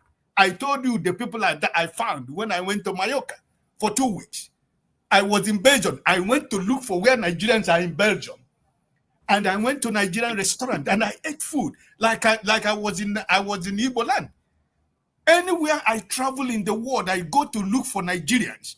I am trying to build a better society because I know what united Nigeria and united Igbo front can do for every one of us.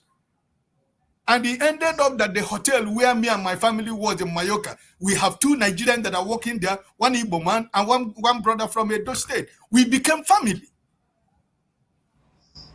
And they took me to where they have African restaurant, where I met Senegalese, hundreds of Senegalese people. We ate together in a restaurant. We were like family. This is my life. This is the way I contribute to see a better Nigeria and a better society. I'm not... Anybody who discount intellectual is good. If I had the opportunity to go to school, I would have gone. So I don't have any problem with somebody who is an intellectual. It's not easy to acquire education, knowledge. It's not easy. The cost of university is not an easy thing. So anybody who has the opportunity and privilege to go, I doff my cap for you. And that's why I'm sacrificing everything I have that my children go to have the better education. And I have given it to them. And today I'm proud that even though I'm not a graduate, my children are. That's what I owe them. They are living their life right now. It's for them to contribute for a better society wherever they find themselves. So let us not fight ourselves about this issue of our freedom to self-determination. Each and every one of us is contributing. We know the problem we have.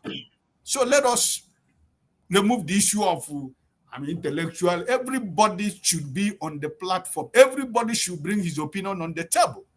And the opinion of everyone is important. And that's why sometimes when we have a problem, they will tell you, in my town, let me tell you something. When we were growing up, even up to today, there is somebody in my town, before my mother passed away, may her soul rest in peace, that anything that I'm finding difficult, even as I am in this bonnet, I will seek his opinion. And he has never failed me with his opinion as an elderly man, because he has seen a lot. He helped me to survive in this life. So everybody's opinion is important for us to succeed as a people. I don't discount anybody's opinion or ideas. No, we need everybody. I was not an intellectual. I wasn't a graduate, but I was the president of Igbo community in Mali. I received Obasanjo in Mali. If you want the pictures, I'll show you. I have dined with this your former president of Olusegun Obasanjo, and we were the people who were sent to serve because we refused to receive Abacha when he came to Mali. What I did, I wasn't doing it for recognition. I never knew, but I know that what we did has touched a lot of life. The joy that I have today, it is now that I look back and I saw that I was able to impact the life of a lot of Nigerians in Mali. It's not about education, it's about commitment, it's about sacrifice, it's about making yourself available.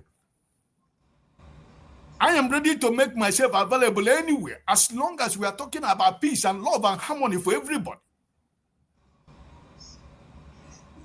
So as indeed, because I'm just begging, let's somebody was saying, my brother the Evolution was saying, maybe Dr. Franklin don't speak. He speaks Igbo too, even more better than you. He was almost speaking Igbo when we are having conversation here. Being an intellectual, a professor, what has never taken away his Igbo-ness from him. But he has his own opinion. I cannot say because he's an intellectual, he doesn't know what he's talking about. No. Okay. Sometimes we joke here when I say, you people read a lot of books. I don't read a lot of books. You people who read books, this is your conversation. I make it a joke. I laugh. It doesn't mean that I don't admire all of you who have time to read so many books. It's to acquire knowledge. We learn every day. I didn't go to university, but I'm a supervisor of a company having more than 70 people working under me. I didn't come from this part of the world. I did not go to school. It's commitment and dedication to work. And because I was ready to learn. Yes, and because the society where you live consider work. They don't consider paper. They consider work, what you can do. God bless you. Can do. That is where we miss it, you know. In America, what runs America is a small individual companies. I've not seen any mention of a list like this, you know. No, individual companies, little everywhere, and they are all around. And people are working. People buy franchise and work in these places. This is the same thing we already know in Nigeria, but people will not allow it to prosper, or rather to evolve. And since it's not evolving, we keep starting and stopping.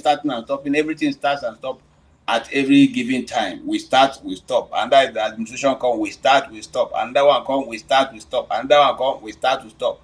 When shall we come to a place where we can say we have now totally made it? And that question we go to Masker.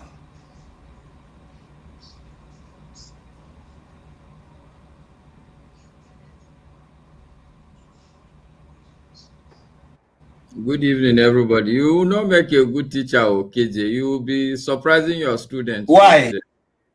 You should have alerted. I'm sorry. Okay. The next question. No. I want to free Ike. I want to free Ike, and then But if I took you by surprise, you can start from where you stop and then move into what you want to say. Your question, KJ. Okay, I said, Ike raised a very important question. When shall we, and that's what I echoed, when shall we eventually say we have now learned and we are now developing? Other than people, if a new administration comes now, they will start, maybe this time they will change the color of the Naira to red or blue or green, and we start all over again. We start signing new contracts, new light listings, new this, new that. When shall we have a developmental plan for our people? For the East, this is a developmental plan. For the Northeast, this is a developmental plan. For the Northwest, this is a developmental plan. For the South, this is a developmental plan. For the Southwest, when will we plan like any other nation going somewhere, other than trying to look at how to hold one side down, or how to not have a policy that will not help another side, a set of people? When shall we come to that point?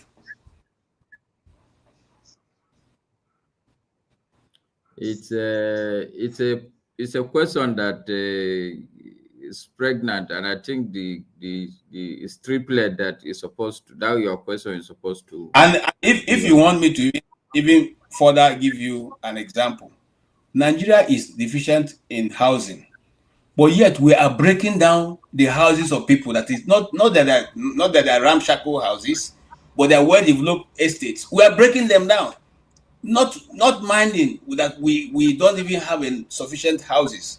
We are breaking estates down on daily basis. So why then do we want people to take us serious? Okay, I would start by saying this, KJ. I think you're too biased in your perspective, and I would plead with you to, I think, take some steps back. Because the way you see things, it's too colored. Yes. Okay. I know that, okay, for instance, I know where you're going. You're saying that people are destroying Igbo people's houses. Of course, that's the truth. Yes. If we say, is it bias? No, what? No, it's bias. Is it bias? No, it's bias because... No, now, is it a fact? Yeah, but it's not simply houses. It's not only Igbo people's houses that are being destroyed in the country. But to think that, no, I'm serious. I live here in Abuja. Every day, FCT will go and demolish houses. Is it because there are Igbo people there? No. So I think that this is part of the problem we create ourselves. Okay? Because sometimes when you tell yourself something over and over, even you, when you started, you are doubting yourself. But after some time, you come to believe what you're saying. You know, I do acknowledge, I do agree that today the country is highly polarized. Okay, before, if you take Nigeria back, let's say 10 years ago, I don't think there is that animosity between the Yoruba man and the Igbo man. It was non-existent. If there's anybody that was vilified in this country, was the Fulani man or the Northerner.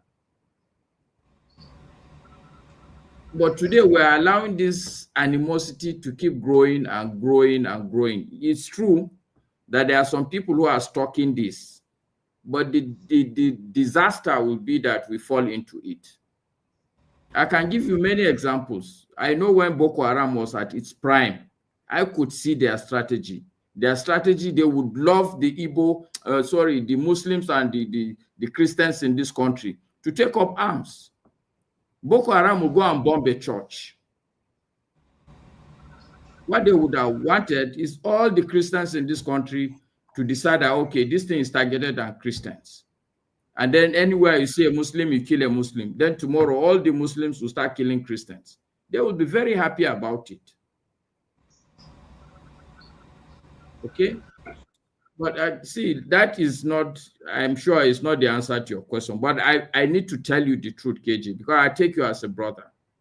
I've been on this platform for a while now, even though the topic on the table, technically speaking, is an Igbo topic. But I kind of feel, look, these are my brothers. I should have a say in the conversation. You know, I mean, my philosophy to life is, look, even the white people that have colonized us and are still dominating us, the truth is that it's not every white man that is guilty of this. The majority of the white people are good people. I'm not going to put hatred of all the white people in my heart, but it's important that I should understand that, yes, generally, the leaders of the white people are constantly trying to subjugate my people. And in the same vein, I do acknowledge that the Igbo people have a genuine concern because, yes, they are the easy target today in this country. It's easy to pick on the Igbo people, or at least make them like a subject matter, you know. But I'm just telling you that you, as an Igbo man, KJ, you should be wiser than that also, because if you fall into that trap, technically speaking, you alienate yourself. That's what's going to happen. I have nothing, no zero iota of issue with an Igbo person. In fact, most interesting, I was even hoping to join earlier. I met somebody who, at a party last Sunday in Lagos, he said his name is Hamilton, and I hear somebody called him, I think Ikenga Nobi or Ikemba Nobi or something like that. Are you from Nobi? He said yes. I said, I used to join Rudolph's show. He said, yes, he knows Rudolph. And it's an Igbo man that is my very close friend. He's celebrating his wife's birthday. You know? So we shouldn't, no, I'm telling you that when we continue with the kind of prism, we see every single thing from within a tribal matrix, is also dangerous because we're also perpetrating the whole thing. I'm talking specifically about you now, KG. Like I said, it's not the answer to your, but I just needed to say that. I think I have a right to respond to you, Masker. And I grew up in the north. I've lived all my life in the north, basically Benue Plateau. And I have worked. KG, let me answer. Can I answer your question? Respond. Okay, go ahead. Go ahead.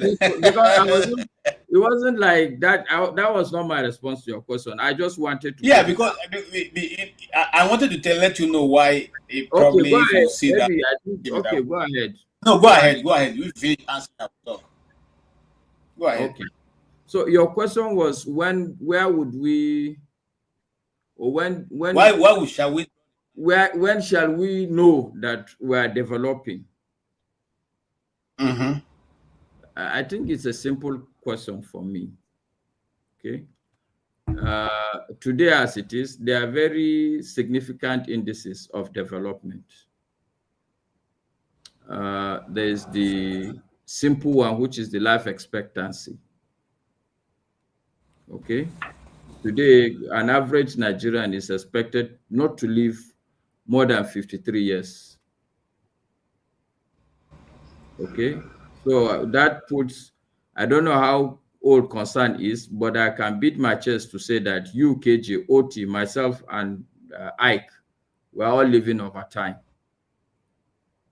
Even though one can take the fact that you guys are not in Nigeria, but it's the sad reality. So, no, I will not accept that too. And the person who wrote that book, he didn't consult with God who made me. Me, I'm here to 120 years, Masker. So no, I know. But see, because when you say we, you see, KJ, the question you ask is we, not me. When will you, KJ, feel your development? You are saying that based on the national average. Yeah, so if you have to take a national average, you can't go back to individualistic. I'm just saying that that's the national average life expectancy. What's the Gini in them? Okay. For me, development is the day when we begin to realize that we are not individual tribes, we are a people. That for me is the starting point of development, which will then answer this your question. When we stop destroying houses simply because we think is houses of people that do not belong to our tribe. Okay? When we stop targeting each other, that for me is the start of development. But the real index, of course, I'm just saying that they are simple index in terms of even the growth, GDP growth, per capita income today is how much? We are the lowest in Africa. The statistics are there where this country is. And when we start developing, it will show.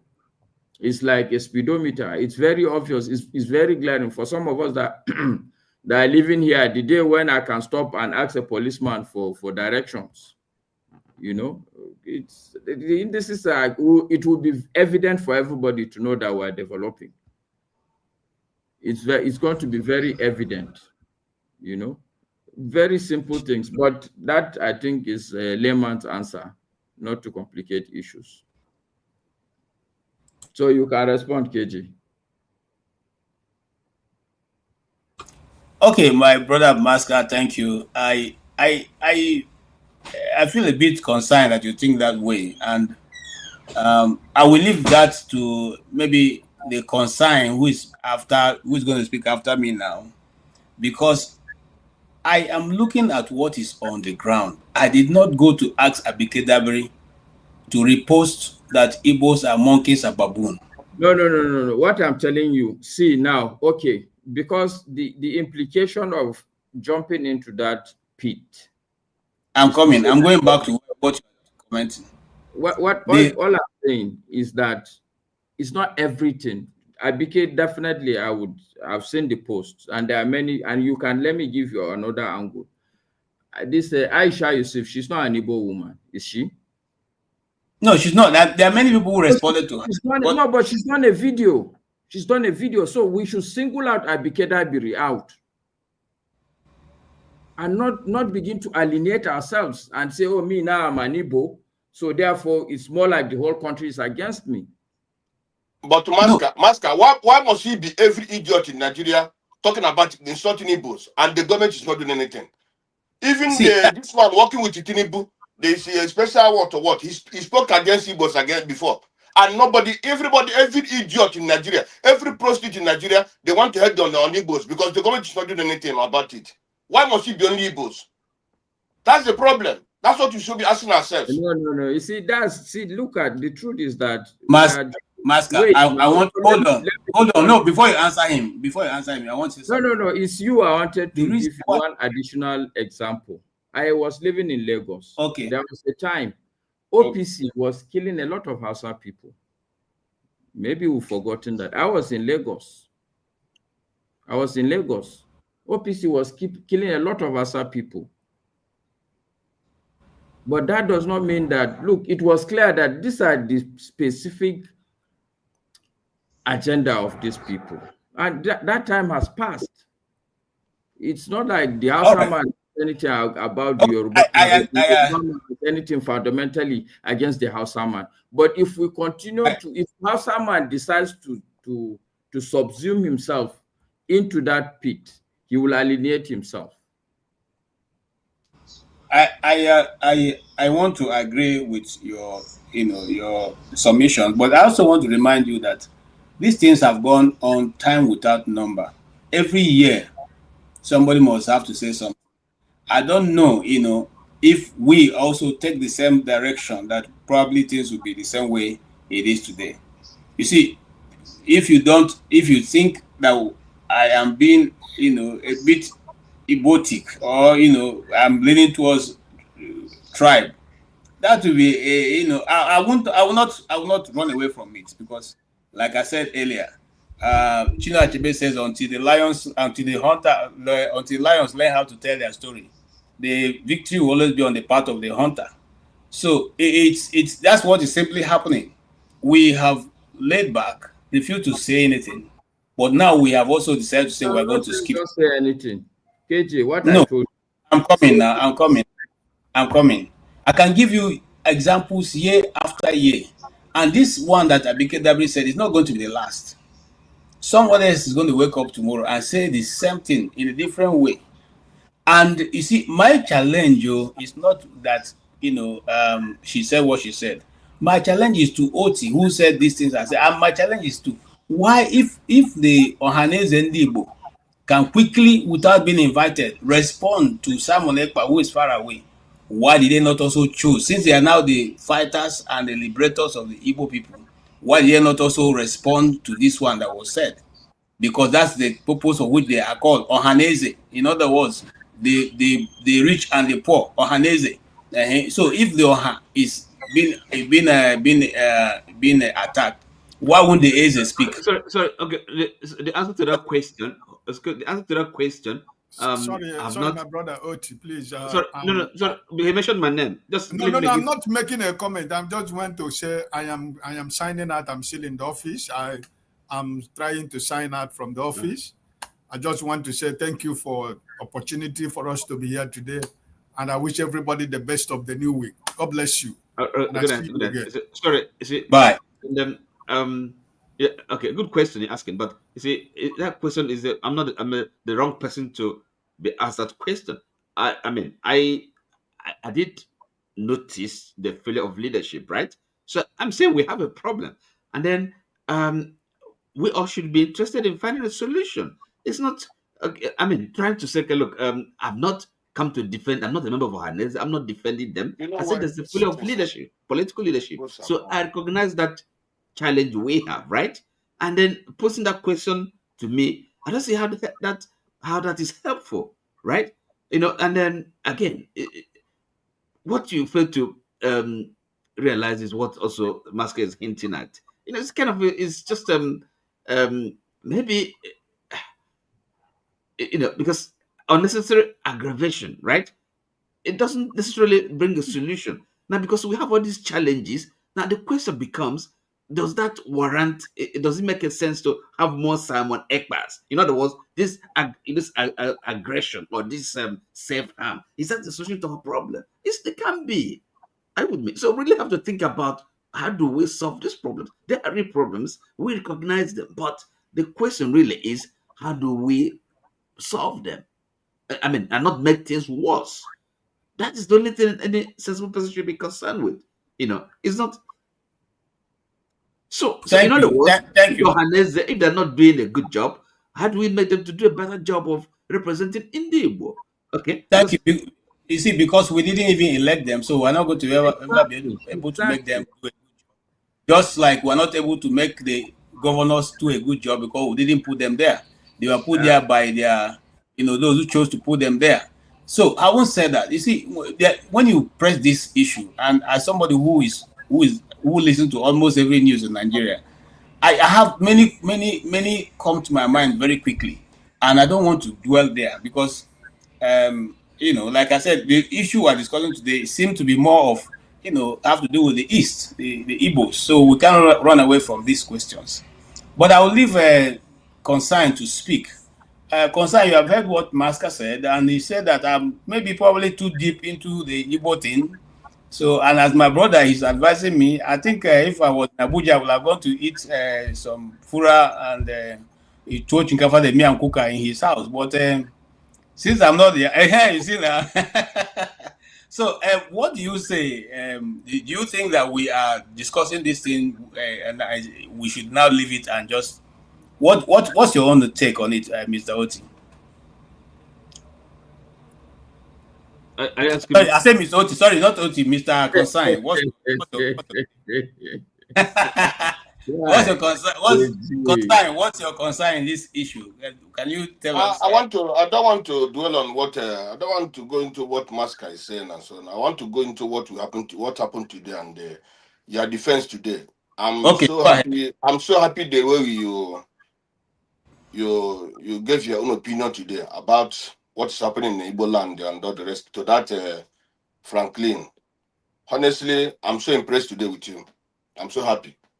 Because you see, sometimes we just want to destroy ourselves when you come to public, thinking that we are the best, or thinking that when we are talking, we want to say as if we are not that we hate ourselves, but we are the best among others. That's the problem some Igbo people have. Mostly these people that believe they're intellectuals or non-intellectuals. I don't believe that somebody who went to school is more better than those who didn't go to school. I don't believe so in my own distant thinking, opinion. I don't believe that they're better. You see, when the man was talking, he wanted to blame everything on Igbos. Believing that, not knowing that Nigeria is not a country, it's not the same country. He was talking and then he said all this thing when the IPOB came up, when this IPOB is supposed to go into politics and so on and so forth. Forgetting that the politics that Obi went, Obi won, did they give to Obi? Obi won the election, did they give it to Obi? This IPOB that will go to East and so start their own this in there. Who? Even if they win, they will not even allow them to contest that election. So you should take up arms, eh? You should take up arms. Leave me to talk, please. Nobody, excuse me, Mr. Oti. Mr. Oti, wait. I didn't put my when you're talking. Nobody. You see, when IPOB started their agitation, they never took up arms. It was when the Buhari and the SS started killing them. That was when they took up arms. Everybody knows about that. Mr. Kedge is what I'm saying. Am I lying? No. I don't know why these people sometimes they believe that they are the best. They believe that they know much. IPOB never. Of course, some people know more than you. Some people know more than me. You don't know. You don't know more than me. You don't even listen to news. You have to accept that. You don't even listen to news. With you people. No, you don't even listen to IPOB. That's the problem most of us are suffering. Half education. You think you know more than if somebody doesn't know more than you. Come on. Excuse me, Mr. Oti. Did IPOB took up arms when they started this agitation? Or was they being killed by the military? No. If you allow him to speak, you can always respond. If you allow him to speak, he can always respond. You believe that whenever you come here, it makes sense. It don't make sense. If you look at it don't make sense at all. Honestly, and you think you're making sense now? It don't make sense. Okay. I'm telling you. I didn't say they have to take up arms. I'm telling you that when they started, they never took up arms. No, that's not what you say. Calm down, gentlemen. Now let me rephrase. And to Oscar Blackstone, I don't even delete any text. I have not deleted your text. I don't even know what your text is talking about before I will delete it. So please don't accuse me wrongly. I beg you. Yes, Oti, allow him to speak. The IPOB that we all used to listen to their broadcasts they've never, I repeat again, never had any wing that is armed. It is the autopilot people that have the things they created. I don't want to go into it because I'm not here to defend them or to present for them. I'm not one of those who follow Simon Ekpa, but I have respect for him. Yeah, that's simple. So what I'm simply saying is that there is no arm, there's no military arm of IPOB. What IPOB had is called ESN, Eastern Security Network, that was in the forest. And when Kano inaugurated, he said, if you see them in the city, know that they are not members of ESN. Until today, as we speak, they don't operate in the cities. They don't operate in the cities. They are all in the bush because they are supposed to protect the bush so that our mothers and our sisters can go to the farm and come back in peace. That's the work. And I can tell that much because if you want me, I can get you the list and play it for you. All right, Mr. Conscience, please conclude so that we can go to... No, tell Mr. Don't interject me again, please. Let me finish what I want to say. Please, when he's Mr. talking, I don't interject him. After you finish speaking, you will speak your own.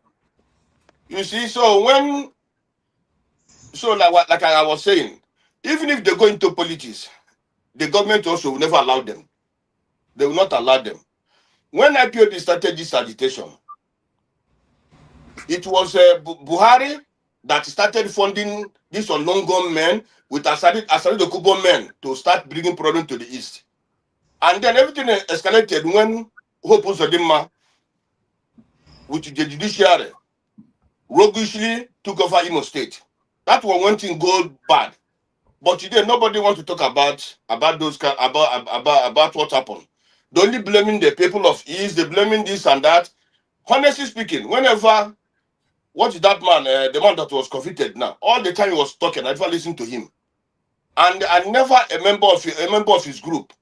And I never like that telling people to stay at home for 2 days, 3 days, 4 days. That is not how to rule people. That's not how the best thing to do to people. I never supported what he was doing. And also, I, as a human being, I don't like shedding of blood. And that is why today, even in Nigeria, somebody called me Nigeria. I don't want to respond that I'm a Nigerian. Because the Nigeria we have today is not the Nigeria we know. Things have gone bad. Every day when you open up any station also, it's people that are being killed. A country does not run like that. And most of these killings, most of this terrorism are caused by the government. Even the problem in Imo State before, up till now, is caused by the politicians. Most of the problem were politicians and the government. That's the people who solve these problems. They use the local people, those doesn't have money, those that are not educated, to kill their fellow brothers. So that was what is going on. What's the problem of the place. And you know that the problem Igbo people have today, Igbos are like Israelites in the sense that Igbos, God gave them a good talent, being business-minded. No tribe in Nigeria are more business-minded like the Igbos. And that is why everybody is countering the Igbos. Everybody is trying to bring them down. Why Igbos? Let's go. They don't want us to go. Now, this one was talking about giving of Spain and Catalonia and Quebec. But you forget to say that in Canada, they have the addition of option of referendum. In Spain also the same thing. Even in Britain the same thing. But why is it hard for Nigeria to put that option in the constitution of Nigeria?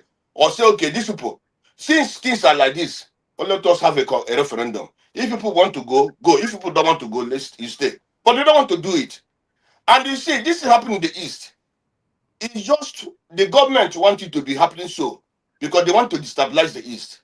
If not, why not? They call the Boko Haram are killing people everywhere, mostly in the north. But they call Boko Haram. They give them amnesty.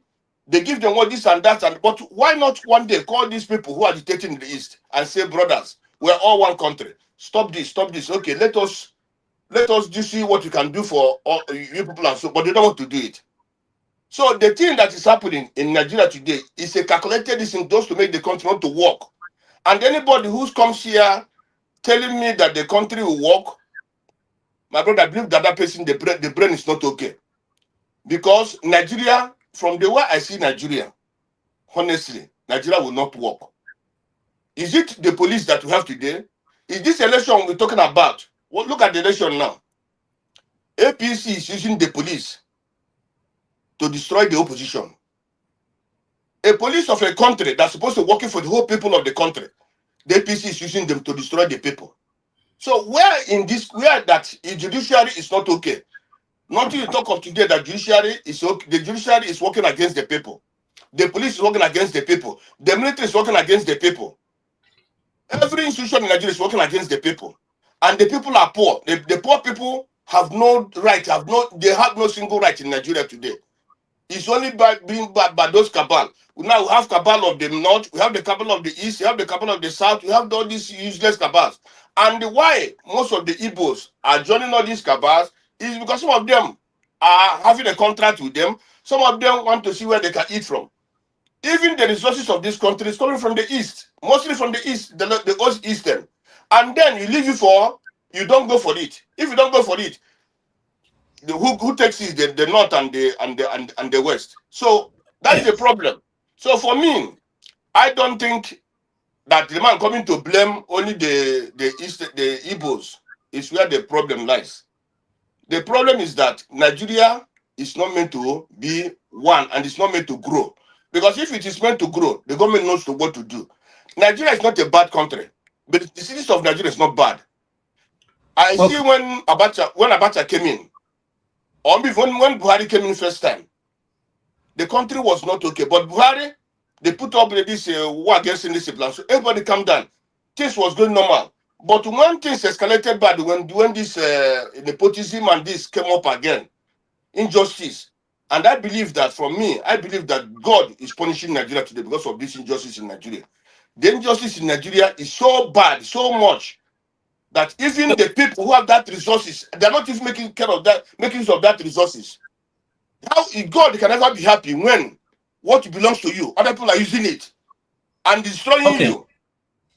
God can never be happy. Nowhere in the world that God can be happy. Even in the Quran, even in the Bible, any paper, anything you bring, God can never be happy with you when what belongs to you, you are not getting it. Consign, thank you. You know, I've heard what you said, and what you said is very apt for me. And you know, like I said, there are many things that we can actually say. These things and these things and this is that the reason why we who are in the media, who are able, have said to also speak about these things. Not necessarily because we support injustice and we want the Igbos to be better than any other tribe. What we are saying, the Igbo worldview, I keep saying on this channel, is that let the kite perch, let the eagle perch. In other words, live, let me also live. That is our worldview. We're not looking for one section of Nigeria to be better than the other ones. We're not looking for the north to be better than the south. We're not looking for the south to be better than the north. We're not looking for the east to be better than the middle belt. And we're not looking for the middle belt to be better than the north, the east. No, we are saying let everybody be on equal playing ground. Let us all develop together. Let us all move in one accord. That is where blessings. I'll give an example. Can I ask you two questions, please? I'm coming to you. If we utilize the opportunity we had after the war, by now Nigeria would have totally been far developed than what it is today. But we didn't use any of those. All that was thrown into the gutters. And today we are still tackling the same issues that rised up in 1960. Even before, after independence, we're still dealing with electricity, mundane things of life. You know. Anyway, that's my view. But Oti, you can go ahead and ask your question. Right, okay. Now, first question. You listened to Franklyne. I don't know whether Concern listened to him throughout. Now, but are you also of the view that he came here, he blamed the Igbos for, I mean, that's the way he put it. He's just blaming the Igbos and all that. I don't even know how he got that. Okay, now Franklyne condemned people that are doing causing harm. Okay, to I mean, Igbos causing harm in Igbo land to fellow Igbos, okay?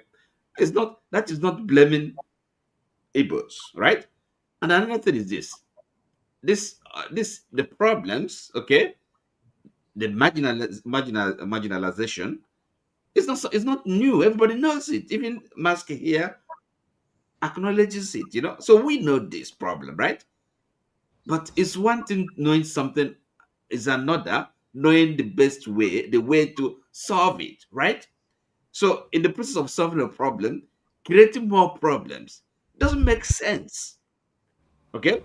And you know, so concerned after listening to Franklyne, I mean, he came away that he's blaming the Igbos or he doesn't blame someone else. I don't see. I don't understand how he came. You know how he come to that conclusion. Miss Totti, see, no, well, I was not here when it started. Right. I only came, if you know, I didn't know when KJ spoke.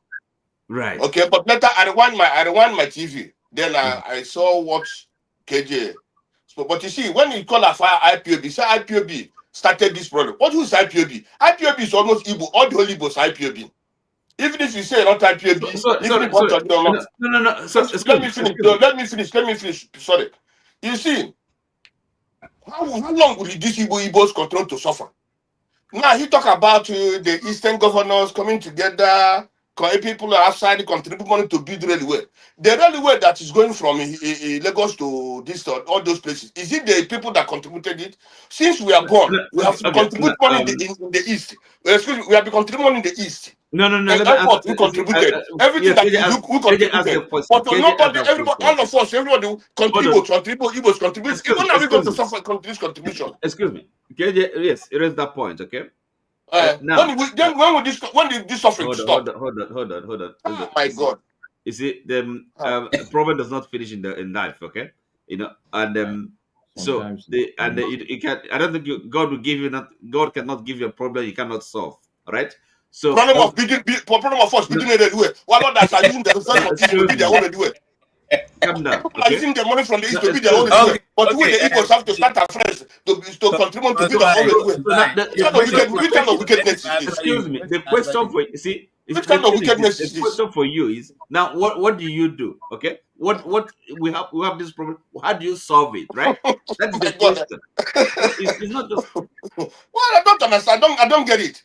Let us. We in the East. We build schools. Sorry, we continue to build schools. We continue to build everything. We even if pass through, they don't accept our result. My brother, what kind of thing is this? Hold on, listen, my friend. You have to be reasonable. The reasonable means, okay, it's not a catalog of your problems. Okay, how do you solve that problem? Can you be objective? Can you be logical? Okay, that is what is required. It's not being passionate. It's not being moaning, complaining. What is the sensible way to solve it?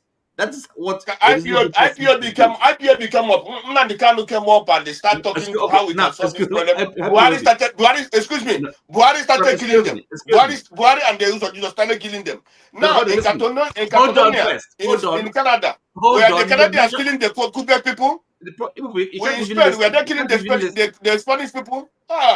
Hold on, sorry, let me ask you. You've mentioned IPOB, right? So now, first of all, if not asked the generality of Igbos, okay, what they want. IPOB stands for referendum. I don't have anything against referendum. Okay, we can have it in the Nigerian constitution and then have a referendum. That's not a problem. Now, but again, it's an assumption on your part, presumption that if that referendum takes place, that people are going to vote one way or the other. Who told you? How do you know that? And by the way, let us go. Igbos go to where? How do you know the Igbos who want to go leave Nigeria? Leave it for whom? You have not answered that question. So that's the thing. Okay, you know, that's the thing. Excuse me, Mr. That's the problem I have with some of you. You have a problem with some of you. Let me tell you. All right. I don't know who you're referring to. Hold on. I'm expressing my Excuse me. Let us hear Maska. Let us hear what Maska had to say. Mr. KJ, just give me a minute, please. Just give me a minute. When let me tell you, in the whole Igbo, I don't think that all Igbos want to go. But I want to tell you today that in the majority of Igbos, 90% of Igbos want to leave the country. Because this margination, this hatred is too much. And whenever people say, where are we going? Where are we going? My brother, did you make it that in Nigeria, we and the Yoruba and the Hausas must be together? Is it we are born together that must be together? The people, the day Okonkwo was coming, Okonkwo was talking about business. Nigeria is a wide place to make business. If you know, be a place to make, my brother, when you have the talent, when you can produce whatever you can produce, you can sell also to other countries. Zambia is a landlocked country. What they call it, Tanzania is a landlocked country. Most of them, Congo is all of them are landlocked, but they're making fine. They're doing fine more than Nigeria. Namibia is a landlocked country. They're doing fine. Why can't you? How come your Igbo brothers and sisters they are in the everywhere in the north, in the west of Nigeria? Why are they not? No support to make. Let me tell you. Really? Excuse me. Even those that don't need support for their business, excuse me. Because of support. Come on, Excuse me. People, that you have Nigeria doesn't mean that what they could we having those support doesn't mean that you cannot progress. It's not that you cannot progress. Let us stop deceiving ourselves. We can still progress. We will. Okay. We will progress. All right. Okay. All right. Thank you so much. Thank you. It's been a robust debate, but here's what I would say. If you go to the Igbo land, some people like to say, go back to your place, go and develop your place. I don't see any Igbo land that is not developed. I don't see. I don't know any Igbo state capital that is not as developed much. If Lagos is more, just a bit. And I think that Enugu can stand both Lagos and Abuja, shoulder to shoulder, if not better. So when they say go back, it simply shows you that they've never been to Igbo land. I have let me not go into that. I just want you to know that Igbo land is developed, very well developed. We contribute. In fact, before I was born, my fathers had been contributing to the development of our community. And even now that I am, I'm more than 55, I still have, contribution going on in my community that they use in solving issues in my community.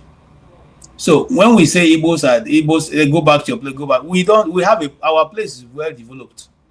If you come to my place, there's in fact the streets in my place, it is what you call solar system that is there. So we don't even depend on the NEPA to get the light. Once it's evening, all the solar system will go on around the community. So our place is developed. It's not about developing the mind of the Igbo people. Our schools are community secondary schools and community primary schools, and they are well taken care of. We are simply saying, and that's what concern the concern is raising this evening. When shall we now say, okay, this is what the federal government has done in our community? Must we always be the one to contribute to build the railway again? We have contributed. You all forget that Owerri Airport was the first private airport that the people contributed through Zambakwe to build. I contributed. And now, is there, hold on, Oti. Is there any other state in Nigeria that their airport was privately built by the people by contribution? Why must we? Hold on, Oti, you are saying now I will contribute until if God calls me home tomorrow, then my son will continue to contribute. Abi? Okay. Now, let me ask you. Okay, so when you are here, remember I asked our guests about war reparations. Okay, sorry. In other words, that we are owed what we lost during the war, right? I asked about it. So you're asking me this question. First of all, listen. Because if the loss we incurred that was imposed on us because of that war, if we were to be paid, Nigeria won't finish paying it. Are you with me? So I asked about that, and then so with what you're asking me compared to that is minuscule. It's small change. Are you with me? What it cost us to develop railway and all that is nothing compared to what we are owed, what we lost. I agree. Are you with me? But we are not asking for reparation. Listen. We don't want reparation. We want from where we have now, where we are now, let us all settle at a level playing ground. Oh yes. Let us deal with the issues the way they, because we are building a nation and not somebody's by somebody. On this forum, on this platform, I have been consistent in arguing for restructuring. That is the only hope for Nigeria. Okay, and it's not as if I so much believe in Nigeria, but if we cannot restructure and have that autonomy, regional autonomy, at least all the nations that are in Nigeria, if they are not in a position to determine their destiny, I mean, then we shouldn't be together. This is my position. Mr. Oti, do you know that? Let me tell you, before I come to move forward, before I come to move forward, there must be a little bit of love. A little bit of love. But in Nigeria is completely loveless. Okay, no single love, and that's why God is punishing Nigeria. Hold on, conscience, hold on. We are 15 minutes to the end of this program, so I'll give each person 5 minutes to rant as you want, say what you want to say, and then say your goodbye at the end of your speaking. And I will start with Master. He has been patiently waiting for us to fight ourselves, and then now he's back. So, Master, what have you been able to make, and what's the way will you say will be best? Because we are looking for. Let me say this to you, Master, and I make bold to say it. The Igbos are not necessarily looking for how to leave Nigeria. It is because they are not seeing a way forward, and things are not lining up the way it should be, like a people building a nation. And that is the reason. I don't see any American who will say he's an American, and you go to a particular location and they will say you cannot do this or do that here because you are coming from California. It doesn't happen anywhere. So when shall we now begin to build a nation where anybody can go anywhere and be a citizen, a full citizen with rights in those locations?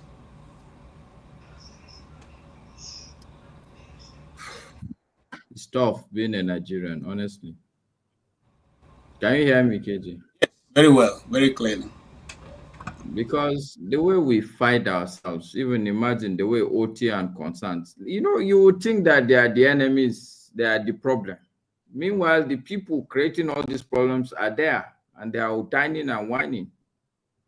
But we don't even listen to each other. All this thing about Biafra and this last statement you're making, I'll make it bold to you also that it's not true. It's not true. Because if you open your eyes, the truth is that there's no part of Nigeria that is truly developing. So if one is very honest with himself, and you're truly a compassionate person, and not a selfish person, that you know only yourself and your problems, you will see that the plurality of Nigerians are suffering. It's not just Igbo people. In fact, the truth is that Igbo people are far better off in Nigeria as it is. Yes, I give it to them. It's by dint of their hard work. We'll come around the villages in the southwest that we are even talking about today, not to talk of the north I come from. The idea that, okay, we want self-determination because we don't see it. Okay, if the Igbo people are self-determined, they are okay with the fact that every other person, every other black person within the vicinity around them should continue to suffer. How logical is that? How logical is that? The truth is that the people who are putting us where we are not northerners, are not southwesterners, and there are a few. And it is this idea that, I am Igbo, I'm Hausa, I'm Fulani, I'm Yoruba, that will continue to put us where we are. I've said it boldly. The reality is that, look, there's no big deal. How does an Igbo man being a Nigerian help me? It doesn't.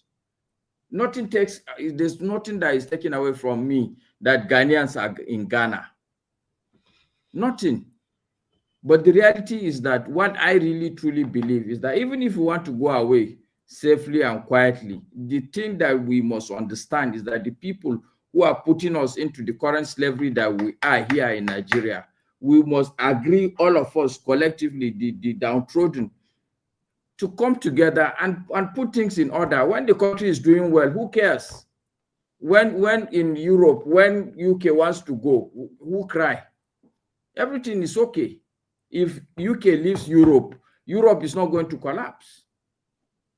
This is the path. This is the idea, not the selfish idea of, oh, okay, I'm the only one suffering. That's not true.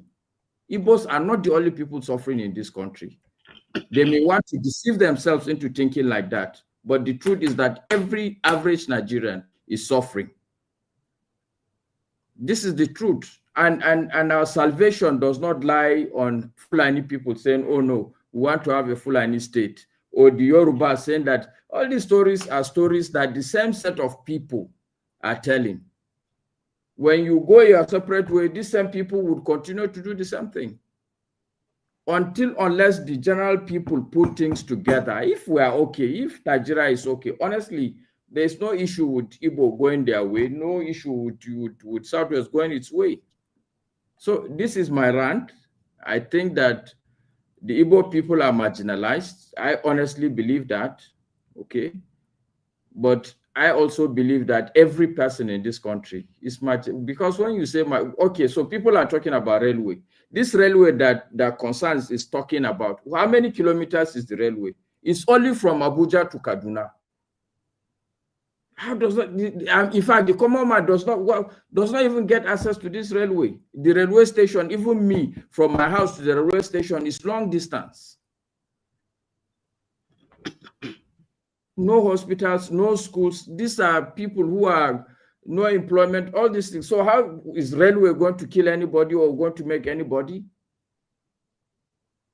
These are not, this is what we tend to look at. We don't look at the corruption that is in the country that is pervasive everywhere. The truth is that the leadership in this country, there's equal proportion of Igbo people in the leadership. There's almost, you can say, a proportionate number of Igbo senators in the Senate that is doing what they like. So this is my rant. Honestly, I think as a people, we need to understand that, look, the problem is a general problem. Yes, there is marginalization. When you do pari passu, you say some people are bad, but some of these things, they keep changing. The same thing people were complaining when Buhari was the president, that everything is with the Northerners. Now the Northerners are crying, but it's what you call crying with crocodile tears, because we know that the truth is that it's not only the House, it's not only the North today that is shortchanged in terms of appointments. It's the same thing with the Igbo people. Almost every position is Yoruba. All right. Most likely. So I think that as Nigerians, we need to wisen up to that also. There are certain issues that are peculiar to certain places, like the security. I don't know about the East, but I think security is too much in the North. But I can't say that it's Igbo people that are causing that. I can go and start crying that, the country is abandoning the Northerners. The same thing with the people in Benue State. What are they going to say? That the whole country has come up against them? All right, thank you so much for that. Yes, Mr. Oti, your time starts. Well, I think I've been talking. I don't know what more to say, quite frankly, unless you have a question for me. I don't just. You're rounding up. That's why let's concern go. I'll listen. I like that. It's your signing out. If you don't have anything to sign out, you don't have anything. Don't force him to talk. He said he has said everything he wants to say. All right. No, because now somebody will start talking and he wants to start talking. He wants to start asking a question. I don't want that. All right. Thank you so much, Mr. Oti. It's good having you. All right, Consign. You have your time starts now. Yeah, Mr. KJ, thank you for the opportunity once more again. You see, everybody say Igbos are enjoying and this and that. But this is because of our hard work. But that hard work also, we are suffering it also in another way. Today, the Igbos, the money the Igbos are making are mostly from outside. And that outside, our children outside today, the kids who born outside today, most of them don't even know Igbo land. We are losing too much. But everybody thinks that is good. Some people, their children, when they die, their children are here in abroad. They don't even know where they're coming from. So the Igbo people are losing so much. Because why? Even in Nigeria today, Igbos don't have, they can't give them job. In the federal services, they can't give them job.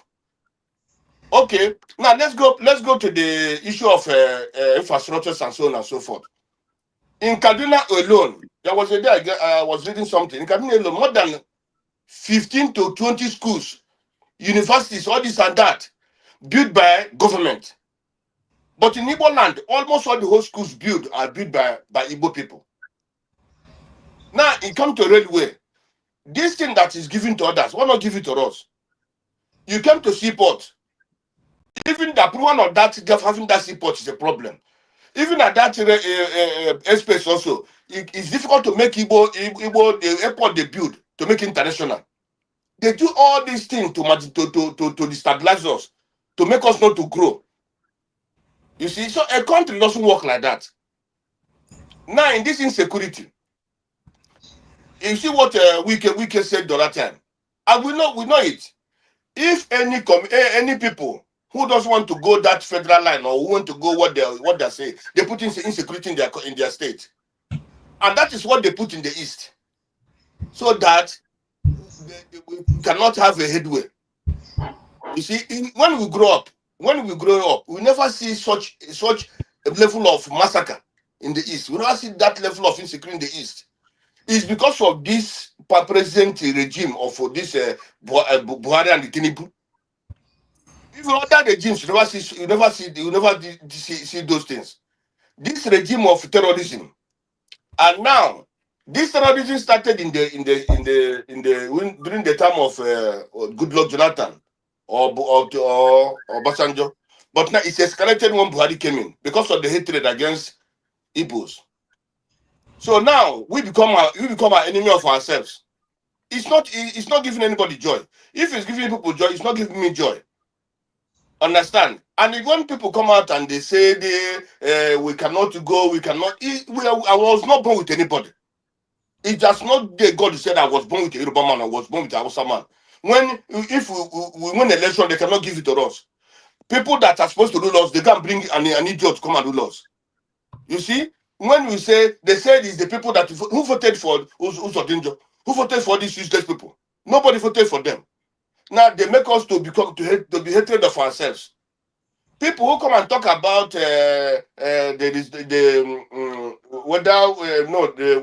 talk about seaport or no seaport or landlocked or no landlocked. No country, even if you are landlocked, as long as you people work hard, you will still be where you want to be. As long as God has blessed you, God has blessed you. In today, I want to give you an example.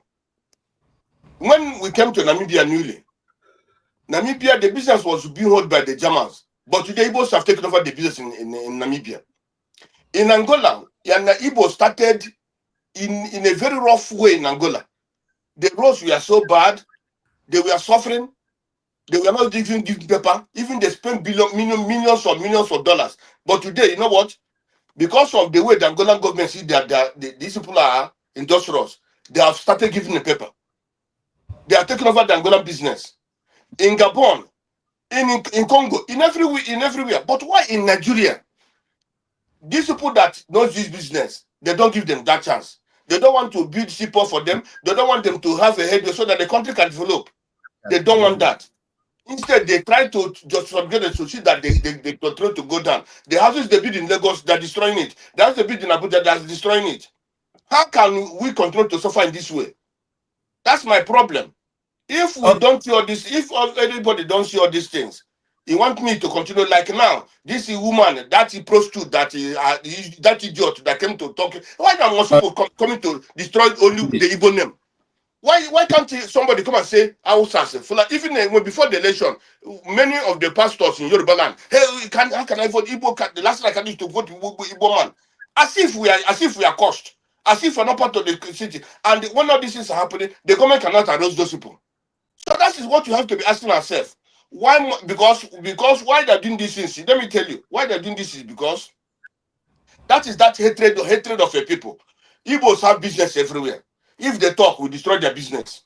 That's the only why they're doing these things. Because if Igbos don't have business area, not business minded, I don't think any Hausa man can insult Igbos. I don't think any Yoruba man can insult Igbos. Because if they do, we fight with them.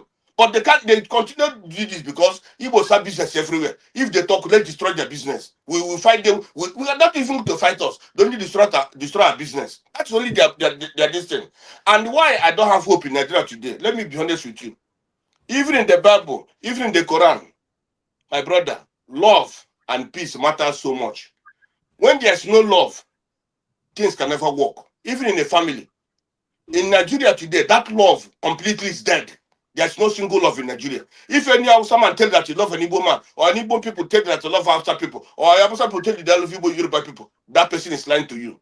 So when these things are fed... Concern, please. See, this is the way we talk.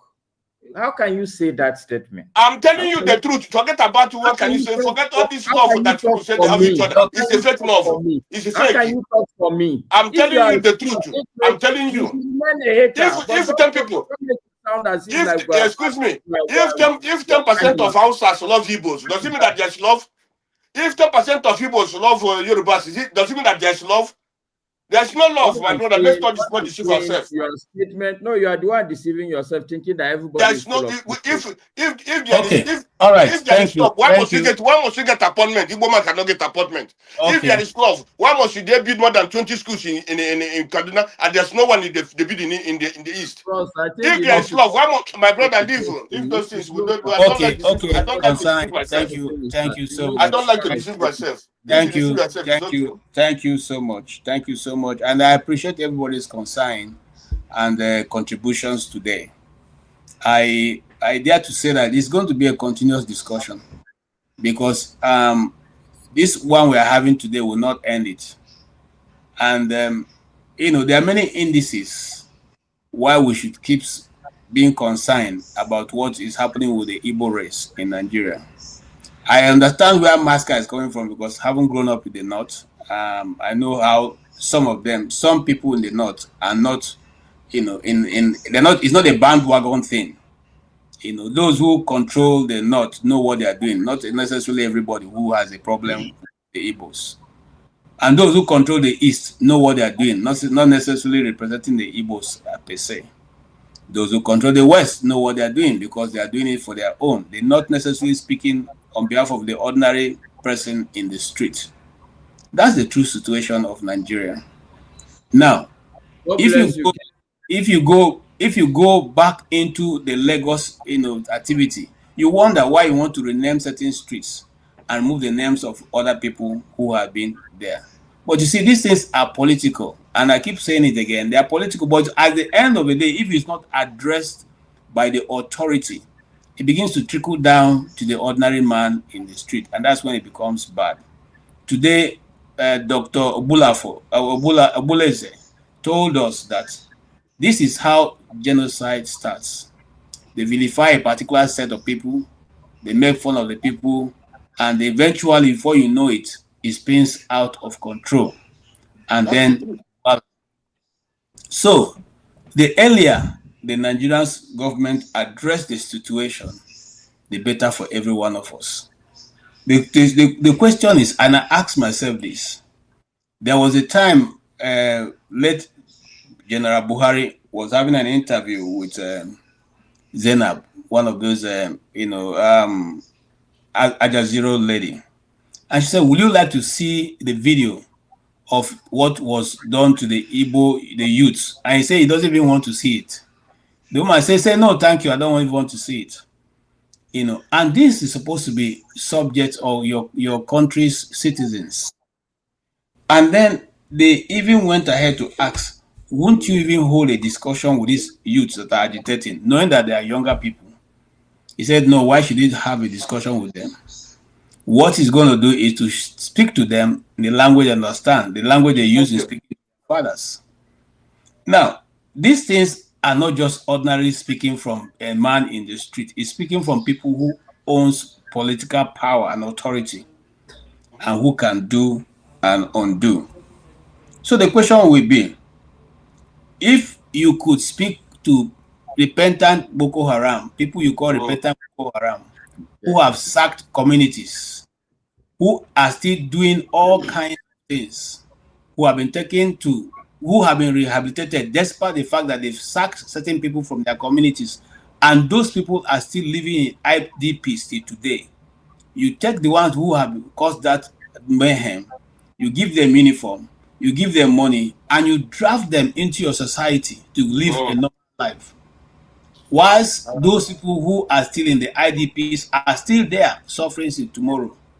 What kind of justice is that? But you will not speak to indigenous people of Biafra or IPOB members. You will not even call them to have a one-on-one with them. So, okay, you know what? We are not even going to do what you have said. We are simply telling you people, do not protest any longer. Instead, what you do is you unleash your military and your police because you have authority of violence. Is that how any nation runs? The same nation where you treat one set of people differently, you treat another set of people differently. And I will not be one who will see these things and I will say, because I'm going to be termed as being tribal, I will not talk about it. That means that even for those people who I have fought for in the past, I shouldn't have done that. I speaking here, I went to Dogonahawa. I did the story of Dogonahawa when 500 people were died in that community. I did a documentary. I still have it here. I went to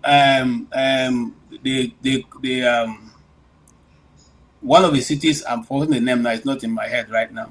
In Benue. Plateau State. No, not Plateau State. Now Benue, Agatu.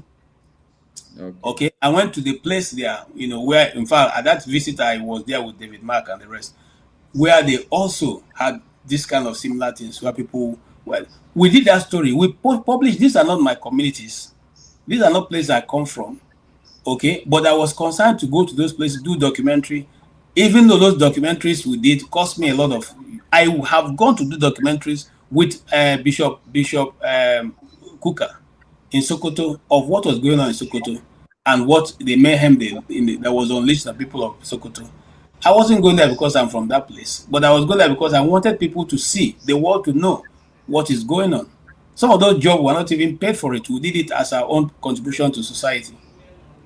And so I know you are doing your final submission, which is great, but because I was the one who primarily made some of the remarks I think you are alluding to. But the clarity I want you to have is that you, KJ, I have no single doubt in my mind that you're not a tribal person.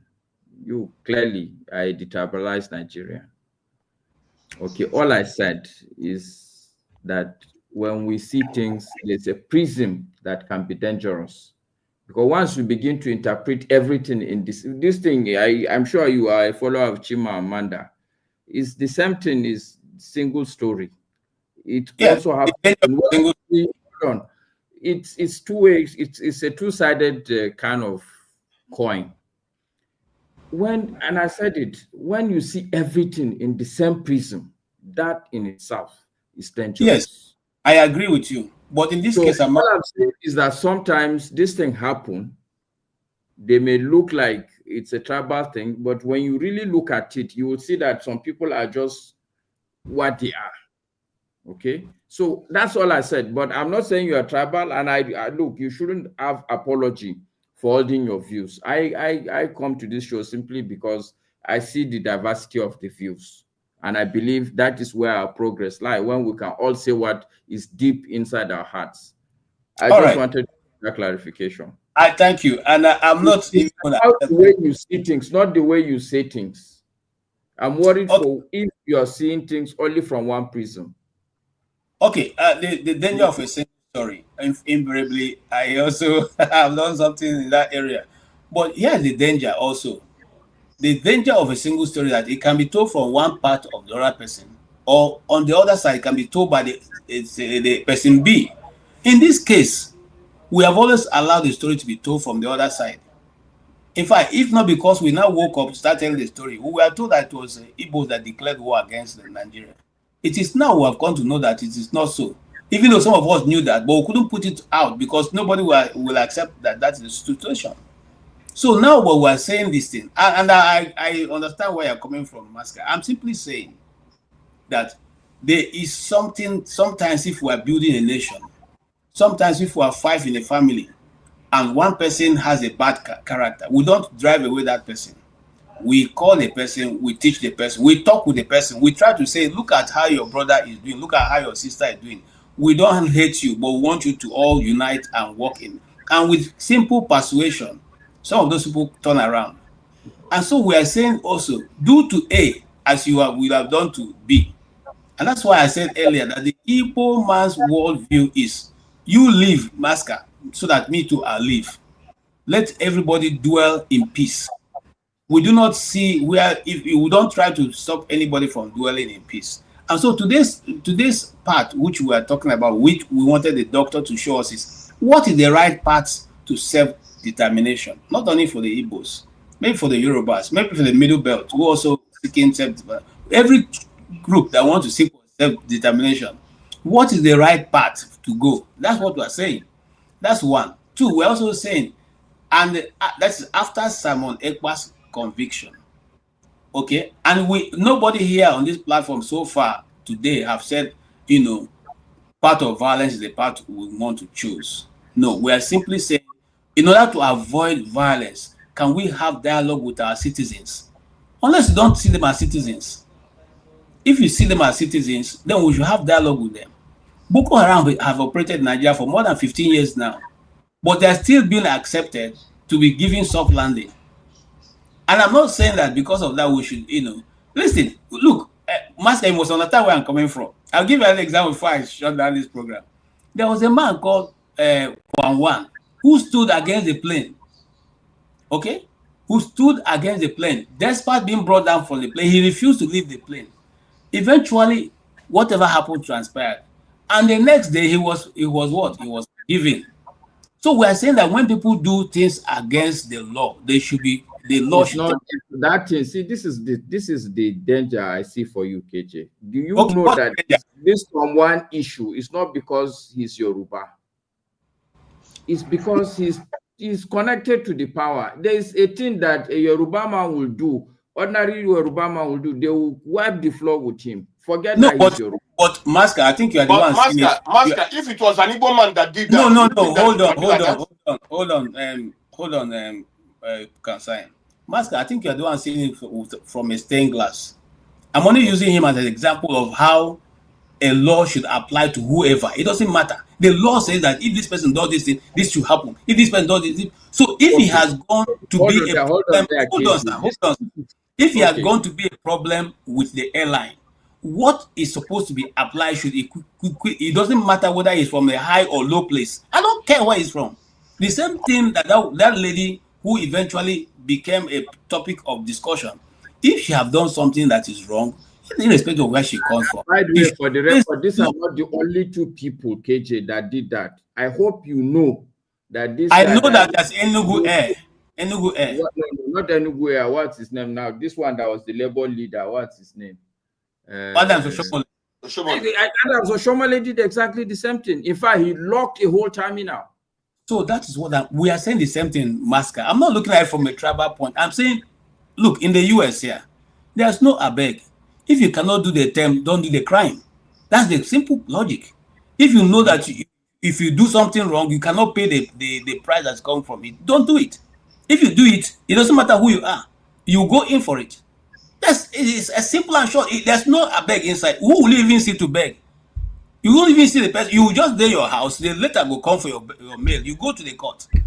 So we are saying that if the system is done in such a way that everybody becomes responsible and the system takes care of it, doesn't matter whether you're his daughter or son or whoever you are, Igbo, Yoruba, Hausa, whatever you are, if you break the law, you face the consequence.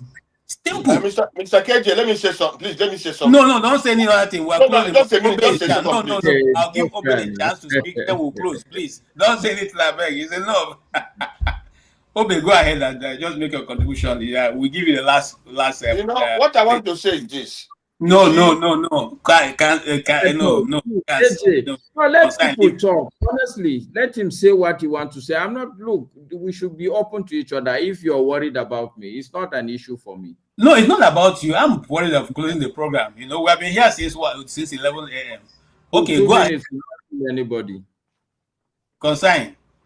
Go ahead. Mr. KJ, you see, what I want to say is this. When Goodluck Jonathan was ruling, this this thing now, what the central bank Sanusi, central bank governor that time, he made he said that 50 billion was missing. It's not true. Today Tinubu is ruling, and he put his boy there as a central bank governor. If, like, for example, see 50 billion is missing in central bank, can that man come out and say 50 billion is missing? So that's when somebody tell you that, like, the same thing apart will applicable to these things people are saying now. That man can never come out and say 50 billion is missing. So that is when somebody say Nigeria is not a country and Nigeria is not going forward. Don't doubt that person. Don't say otherwise. Because if Nigeria is a country, Tinubu coming in, bringing all his boys and all his people in the administration, people supposed to go against it. The people supposed to protest against it, but nobody can protest. Protesting concern. People are going against it. Where's the protest? In America now, here now, there's protest. But in Nigeria, there cannot be protest because the Fulanis, what the Hausas, what they have in mind is not the same thing with what Igbos have. The Yorubas doesn't want even protest to happen in anywhere. That Yoruba class doesn't want that thing to happen because they believe their brother is ruling. That's the problem we have. Understand? That's the problem. Let Obi speak so I can round up. Obi, go ahead. Obi. Who can't hear you? Who's speaking? Me? Not Oti. Obi. You haven't brought him onto the show. You are tired. Sorry. I said you didn't put me here. You said I should speak. What am I going to say? I'm so sorry. That means I'm tired. I'm so sorry. Okay. I noticed that is the Igbo folks against Masabi.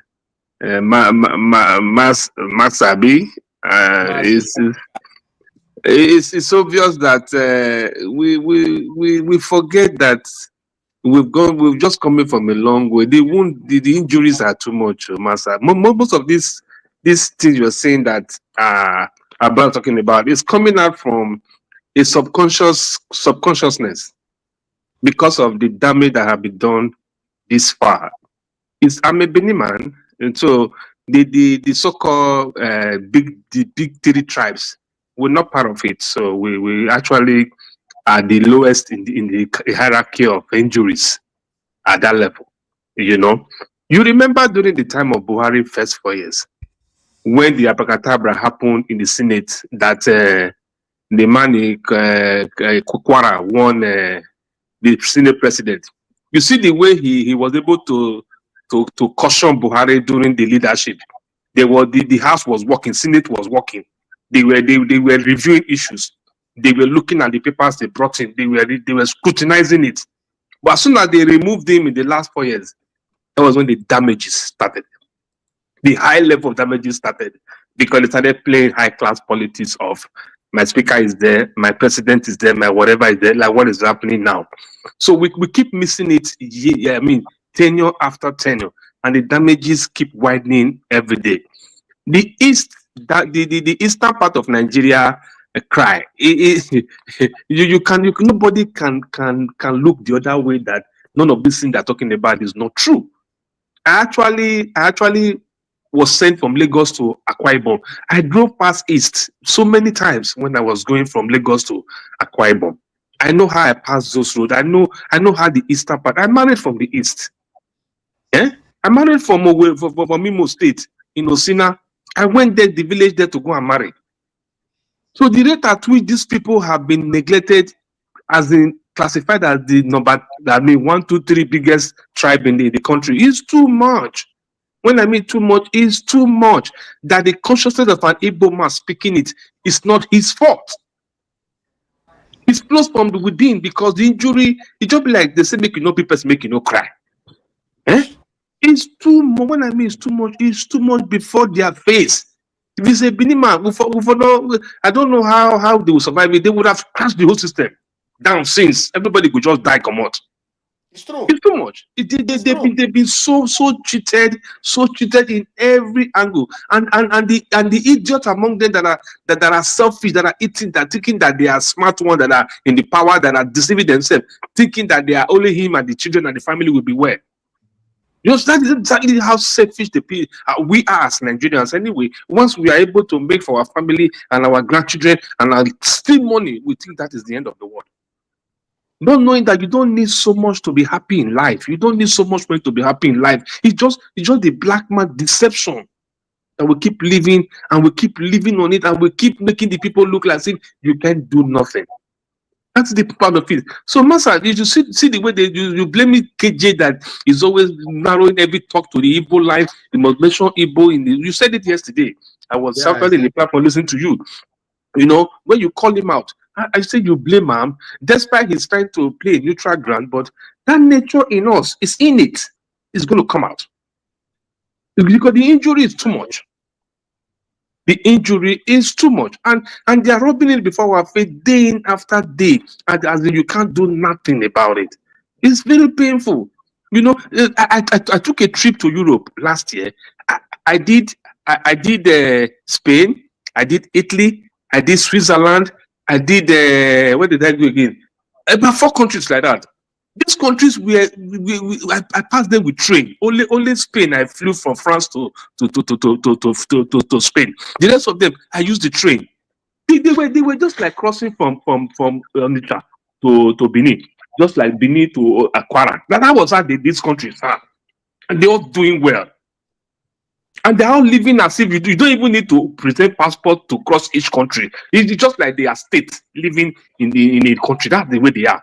But everybody is running on their own. Everybody is good. Everybody is rich. Everybody is happy. Everybody developed. Everybody has everything going well with them. Small countries. Exactly what we're talking about here. We don't need to be that one thing we're talking about. We can be one. Use one currency. But let everybody go and develop itself. Finish. That's exactly what we're saying. Finish. Everybody going to develop themselves. I said from Italy to Switzerland, it's just an hour in train. That's it. And nobody asks you for passport. You just enter town, enter taxi, go sleep. From there, go the other one again. They are different countries because they call them Schengen. If you can't Schengen visa, go there. You don't need to present anything anyway. Nothing. That is what we're talking about here. Until we do that, our systemic rot cannot let Nigeria develop, because if you measure police, there's a mess of them. You measure ordinary what you're talking about just now. When you talk of systemic thing, it's not working. No systemic thing is working. The corruption is too much. The damage is too much that everybody is looking for where they are going to benefit from. Everybody, everything. I just came back from Nigeria 2 months ago. It's the same thing everywhere. Go read the man where they get. Go read the man where they sell akara. The one where they said everybody just look for how you go treat him brother, how you go survive. You know, like you said, people in government is their hustle. But how long are we going to continue with this? Our children, we are the level of middle age, fifth floor. 4th floor, we've all missed it. And our kids are already missing this already. Then you see how much we have done, because the systemic thing is so bad that you can't believe a police or present a case to court. You believe that you see justice, or you will go and report the case to police or ask police questions. You'll be confident that it will give you answer, or you go to the hospitals, or you go to everything is perfectly not working. Nothing. Plus, I'm telling you the truth, you are in Nigeria now. Nothing is working that you are confident enough that if I go here, my wife gave birth in Nigeria. Do you know that to even born for Nigeria, if you not get money, they're not going to unlight for you where you born. You don't go unlight. Mr. B, you know the day I said Nigeria is a cost place. This election they made the other day. You see the way the military, 5 military men, were bringing people to come and take bribe to vote election. Correct. Where is in the world does that happen? Where in the world does that happen? Military men bringing young boys to take bribe to vote. Military men, not ordinary police. You didn't see it in I think, Kaduna or Kano. Military men bringing young boys on the line to take them to vote. Consign. I just went to buy a vehicle part that I was shipping to Nigeria. I went to buy a part. This company is their junk is like a junk where they sell parts and all that. It's owned by the father.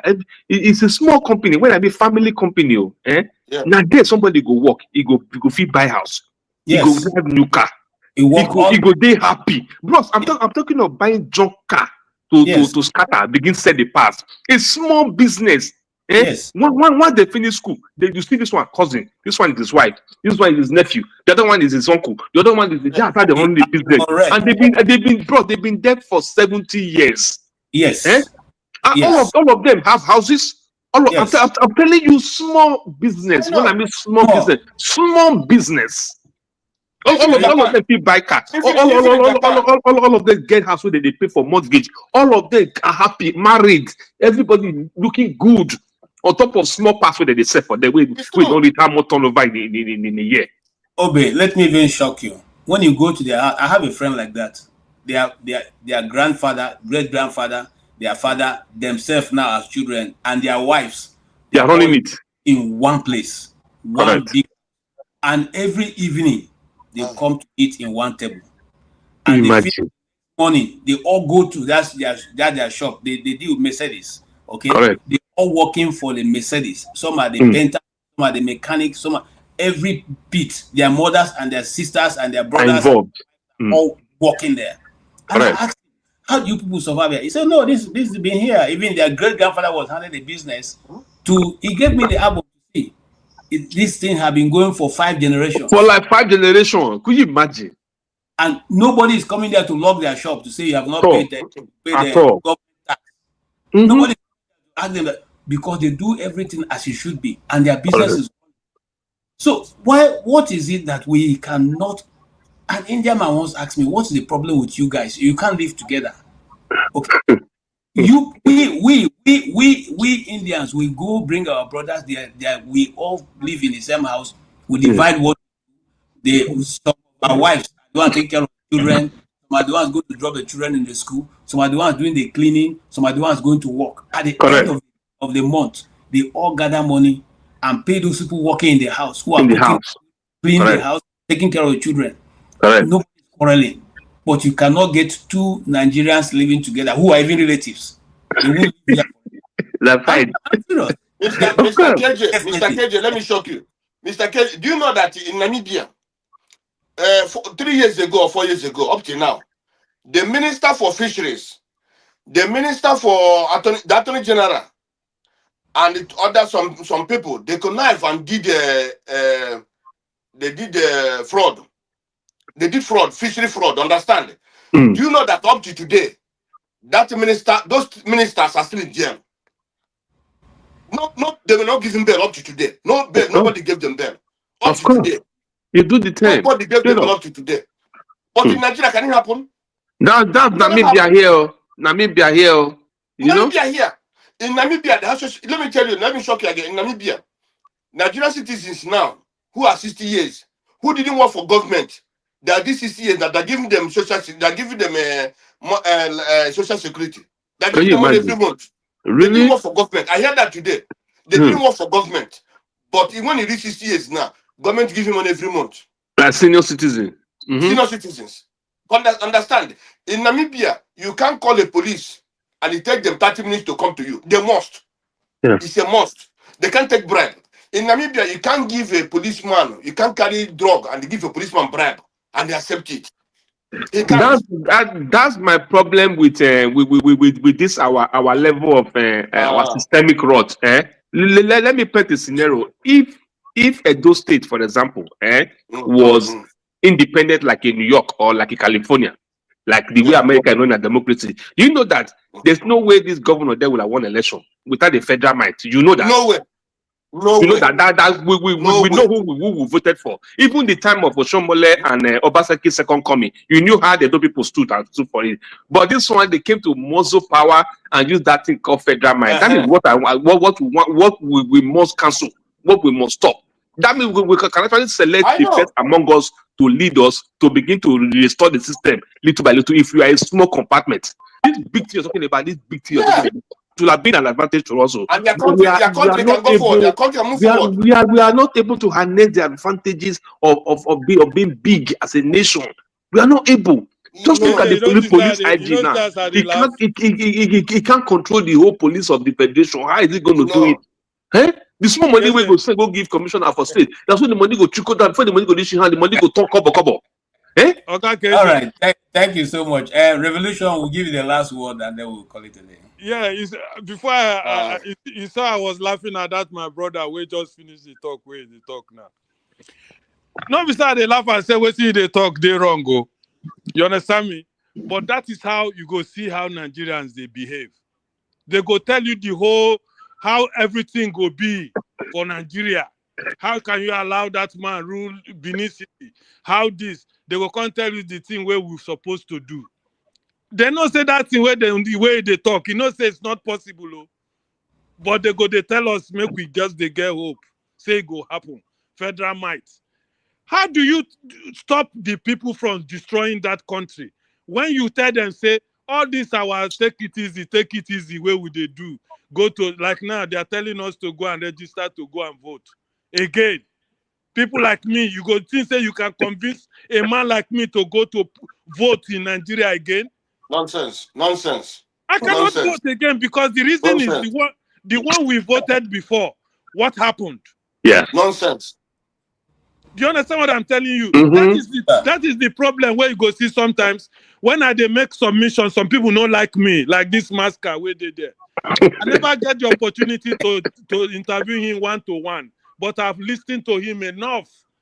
Like yesterday, they were having an argument. Some people were telling him that there must be a fight in Nigeria before Nigeria go do okay. He said no. Stretch. He can't talk, say Dubai. He was giving them some example. Say Dubai did it without problem, this and that. But all those things where they talk, how can you convince me? Nigerians are not, our problem is peculiar. If we not fight, this not beside they make mouth. But not true now. The thing will make me the truth. I said the truth, my brother. Yeah, the thing will make me leave Nigeria as a young boy. Be say, I know say if I did Nigeria by now, for don't die. Of course. Because I go carry my own gun too. Yeah. I not go leave some people. They enjoy Nigeria money. They live well. Me, I go come. They look them. I go tell the bad boys carry my own gun because they take na gun. They take hold us down for that country. Na gun. Now they take hold us that country. Nigeria where they see so. Without gun, all these big men no go fit spend 1 second in that Nigeria. Correct. Okay, thank you so much. On this channel, we don't advocate for violence, so we will go ahead. I'm sorry, I withdraw those words, but I thought that we were talking about something serious. Sometimes listen. I'm sorry for that anyway. Yeah, listen. We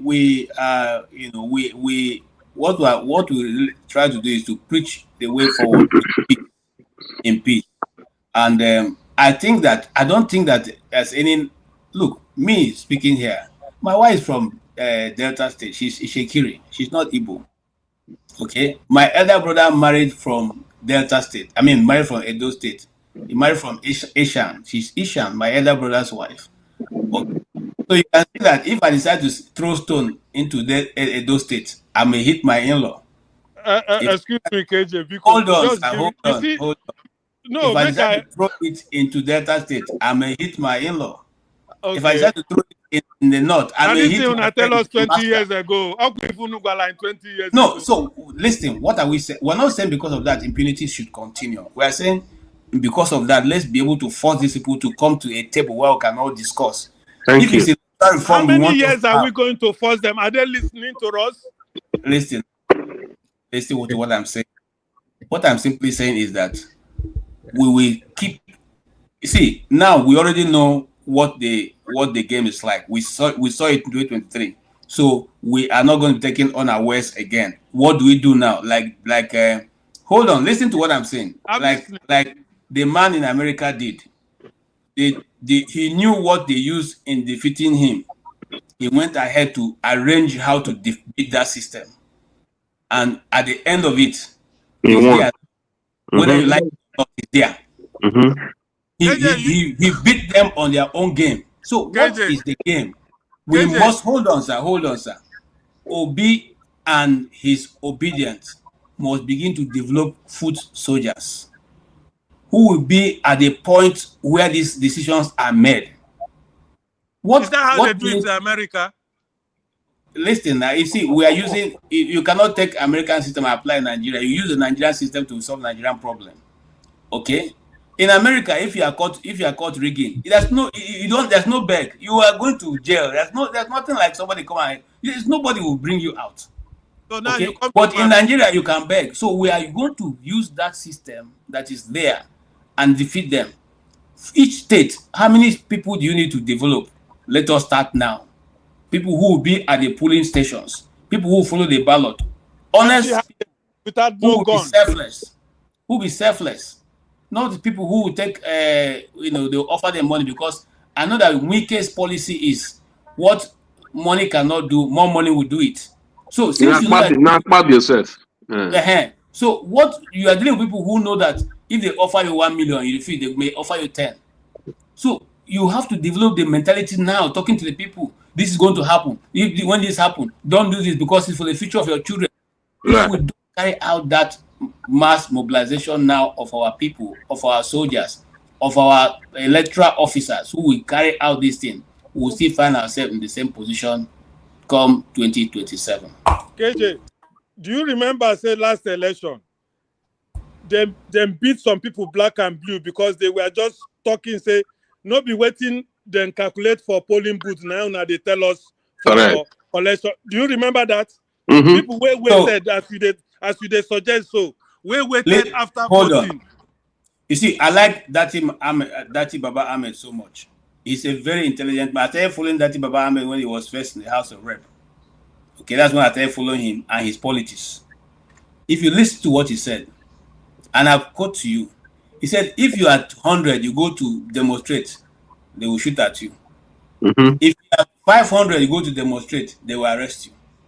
But if you put 1 million, who? They will begin call you to look for your leaders to try to negotiate. If you are 10 million, they will begin to run away. They will all escape from town. They will run away, right? Why not mobilize 10 million? Do you know why they mobilize 10 million?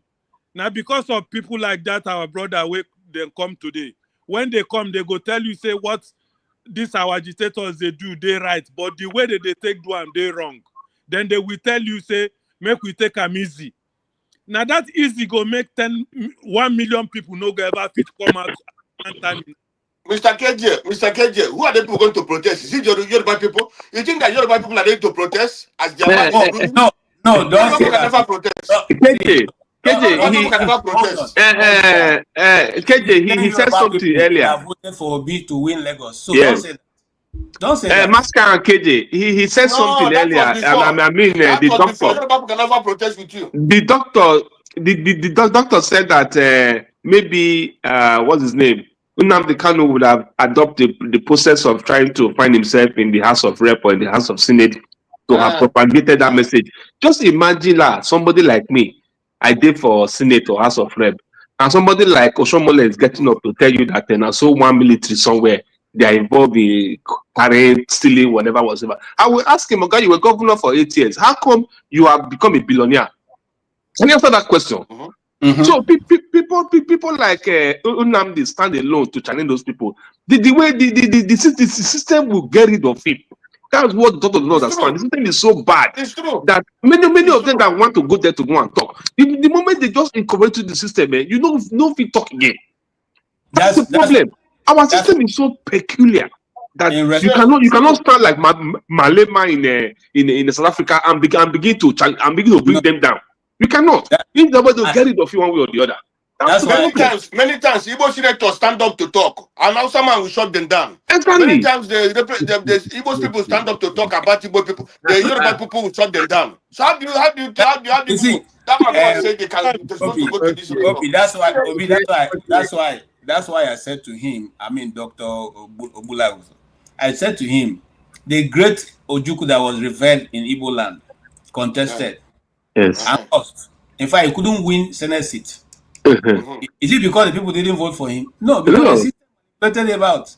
They embarrass him, they embarrass him thoroughly, So what we are simply saying is this: the system is not built to work that way. So if you are going to wrestle with a pig, you don't go with a white shirt, okay? You go with khaki so that all of you will be in the mud, until you get what you want. So this one, it demands for people to be strategic. You already have a man like Dati Baba Ahmed, and Dati Baba Ahmed has a university. So at least he has some few students who he can quickly call to be on his side. Now, having said that, put that apart. You also have some good followers who are already in obedience. Very obedient. To check for the faithful ones, not everybody who is there, because some people are following for bread and butter. Of course.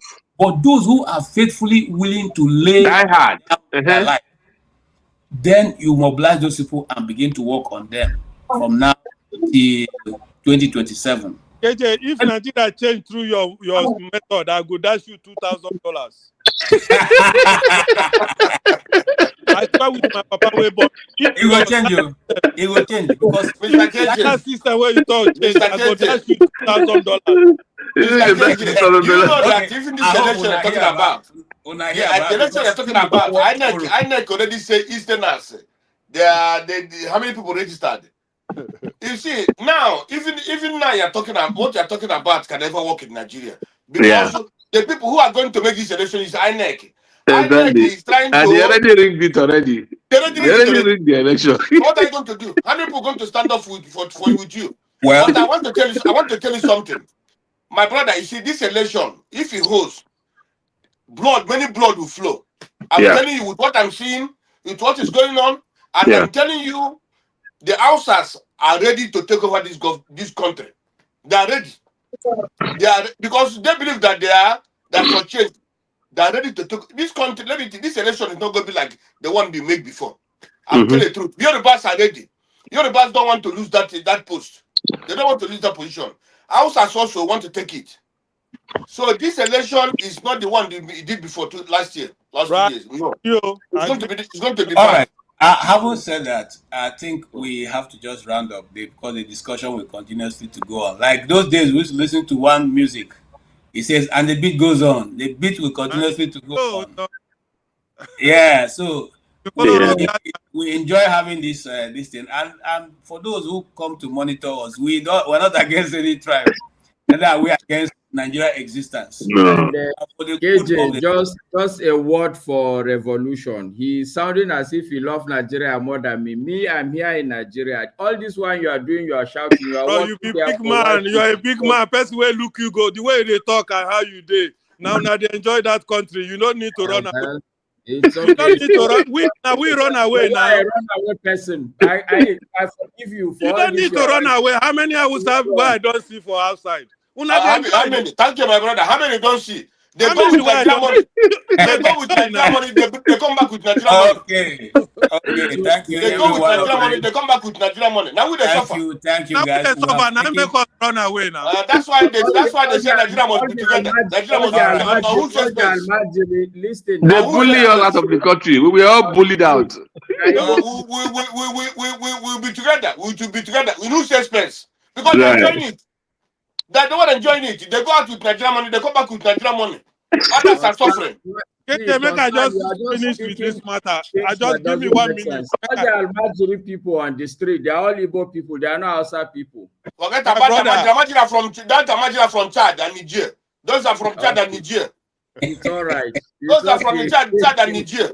I don't think Nigerians. Guy, these people. All right. KJ, okay. Let us talk the truth. Me, I be street boy. I never see one Hausa man for hustling field one day. No, you can't. You can't see. I've been to Japan. I've been to Singapore. I've been to Malaysia. I lived there. I've been to Namibia. I've been to Botswana. I lived there. I never see Hausa man suffering. And in that area, struggling. They don't hustle. It's our money. They go with and come back with our money. I live with those things, man. You know, see as in face they shine. You know, see as in face they shine. You be as good as Look his face well. I'm not trying to defend Masca, but because he lives a good life. I mean, that's the only reason why you see him. Now the people hold our money. Now the people hold the good life is not necessarily. Today, KJ, Yorubas are not talking about let's divide. They're not talking about let's divide. No, they're not talking about that. KJ, you cannot have a peace of mind if you don't have money. Now me they tell you. That's all now. Okay. All right. I will say that. Thank you so much, every single one of you. You have Thank you and good night, guy, bro. Thank you. God bless. God bless. For bringing some, fresh perspective into this. Thank you, Masca. You've been so wonderful also. And somebody said in the comment section that you are standing among all the people from the South. So, yeah, that's it. You have a soft power. They got the power. Yeah. Well, today. Thank you so much for your contribution also. It makes it balanced, Yeah. Sometimes we'll listen to ourselves, we're probably not, not hearing every line. So sometimes when you listen across from the other side, you can, you can now be able to think well and, reason and see what you're not seeing from the other side. Your blind side, as you say, right? Yeah. Thank you also, Obe, for coming in. I mean, you brought a fresh perspective into it. And thank you. Seriously. It's an honest person. Thank you so much, Consign, for all your contribution. And I will say, on that faithful note, we want to thank every single one of you. Those, my uncle Pansat, who have been asking me to remove Massa. Thank you so much for also being there. We thought you have been able to take a place and come in and give us your own perspective, but you refused. So we hope that next time when we are here that you come in, we appreciate your contribution. All right. TA, Queen TA, and all the wonderful people who have been on this AY for real. Even though AY refused to give me a cup of tea, that is, and Oscar Blackstone. Oscar, I didn't remove any of your listening. I don't even have time to edit it, so I wouldn't have deleted it. I didn't delete it. But is that why you didn't buy us coffee? Please buy us coffee. It helps the platform to continue to exist. I thank every other person who has been here. I can't mention Florence O. Thank you so much. Quinty A and Obi. Thank you.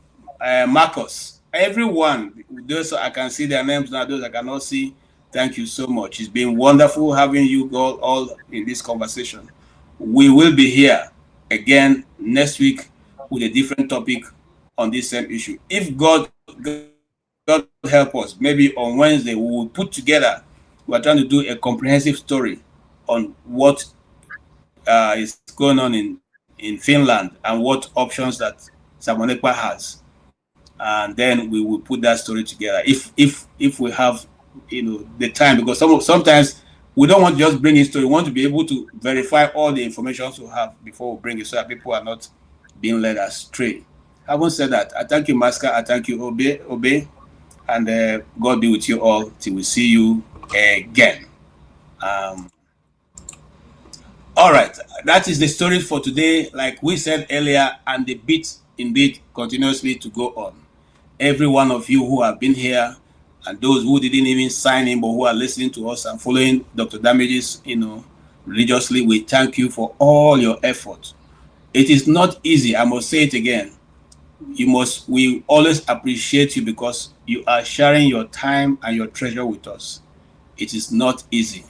And so we appreciate you. You could have been on any other channel, but you chose to be here. And so we thank you, and we pray that the week that's coming ahead will really truly be a blessing to you and your family. And until we see you, remember that the Igbo program, those who are Igbo speaking, will be here on Friday, being led by Dr. CM. And then on Saturday, Dr. Rudolph will be here, and on Sunday also. And until then, we say, have a good night, and God bless you. 1,911,844,833 naira and 46. I'll take that again. 1,911,000,000 844 billion 1,911,000,000 This money is too much for me. 1 trillion. I hope that is not on the record. one.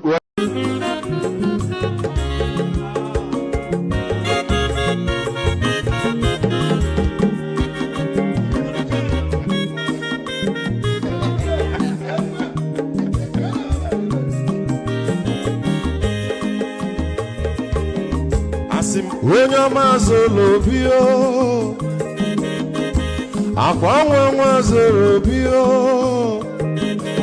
Max, if you bunye go kwanu mo no fube nazo